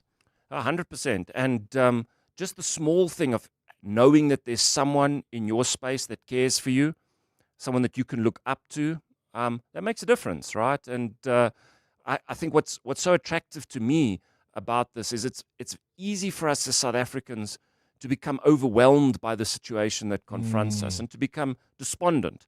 But here's a way that we can have real practical impact at scale. Just explain how your mentorship program works then. So what we do is via Future Now, so we as a corporate, we back institutions. We believe that there are professionals there that can really make a bigger impact than we can ourselves, right?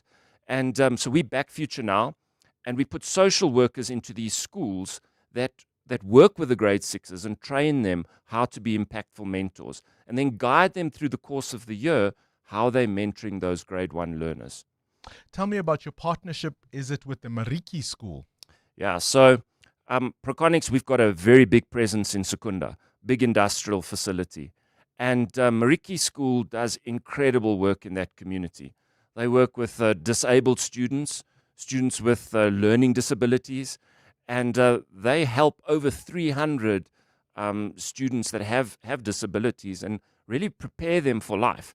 And we've been supporting Mccclo School for more than 20 years. Gosh. Often communities feel that a big corporate will come, they'll start a social initiative. Sometimes it's not even complete, or they don't have answers about what happened or where this thing might go next. How do you make sure that your impact is sustainable over a long period? Yeah, so I think that we like to measure the impact that we're having, but then also we like to be consistent. So as I say, we've been helping Mccclo School for over 20 years. We've taken that initiative a step forward as well. So it's a favorite story of mine, but James and Tuso are 2 deaf students from the Mccclo School. And Tuso started at Mccclo School when he was 5 years old. Wow. And when he graduated as a matric, we established a coffee shop in our reception area in Secunda, the Ground Reconnection. And we trained James and Tuso, 2 deaf students, to be baristas and to operate that coffee shop in our reception area. How do they take the orders? So no, we got screens running in the reception area where we help our employees, and we help our clients who come into our reception area to use sign language to order coffees, right? So you can order a cappuccino. And oh wow! So we use sign language, right? You sort of train the customer or the would-be customer about, this is the environment, these are your the servers that you're going to deal with. This is how to speak to them. 100%, yeah. And it's incredible to see just the pride in those baristas as they're making a real impact. So it's a cool story. Because it's all about people being seen, right? 100%, yeah. It's and it's also about I think. It's like you said, it's about walking the talk, right? It's about being there for the long run. I mean, I absolutely love it. I love that story. I suppose as we wrap up this conversation, what's your message to other corporates in terms of the role that you think business can still play to address our very, very urgent and critical social needs in this country? So I think, Bongani, my main message is that it's easy for us as South Africans to become despondent about the situation we find ourselves in. And that's easy to overlook the incredible talent that we have in South Africa. So at Proconics, we believe we're solving local problems with local talent. And what we're doing is getting involved in our local communities, making a difference, incubating the talent for the future. And ultimately, I think that puts us in a good place. So what I would challenge other corporates to do is not to look at something that's going to make a massive national scale difference, but look to make a difference right there where you are, in the community, in the people that are right in front of you. And that's why Proconics is a corporate that cares. Melvin Jones, appreciate your time on 702 Breakfast. 702 podcasts are on 702.co.za. And with that, the Clement Manyatela Show starts. This is EWN. Good morning, I'm Sfiso Zulu. It's a busy day for the courts in the country dealing with a number of high-profile cases today. We start in Mpumalanga, where lawyers representing Joe Ferrari Sibanyoni have accused the state of using delaying tactics in the extortion case against a taxi boss. Sibanyoni, who runs a multi-million rand taxi empire, was arrested yesterday alongside 2 other suspects. Police say the trio extorted an undisclosed amount of money from a businessman in in Mpumalanga over an extended period. Sibanyoni is making his first appearance in the Kwaggafontein Magistrates Court this morning. Mongezi Koko is there and joins us now live. Mongezi, the defense appears frustrated even before proceedings have gotten underway. Indeed, Swiso. High-profile lawyer Sean Abrahams, who arrived at court with Sibanyoni's wife and other family members, has criticized the National Prosecuting Authority for what he described as a lack of communication. Abrahams says his legal team made several attempts to contact prosecutors to discuss the details of the case ahead of today's appearance, but claims those attempts were unsuccessful. Let's take a listen. The state has been silent. They've been absolutely quiet. They've ignored our telephone calls. The investigating officer switched off his telephone. The director of public prosecutions didn't come back to us. Now, Swiso, Sibanyoni faces an extortion charge alongside 2 co-accused, while police say a 4th suspect is still being sought. Mongezi Koko, Eyewitness News, reporting live from the Kwaggafontein Magistrates Court. On the East Rand, the case for suspended EMPD Deputy Chief Julius Mkhwanazi and Ekurhuleni City Manager Kagiso Lerutla is expected to be transferred to another court. They were released on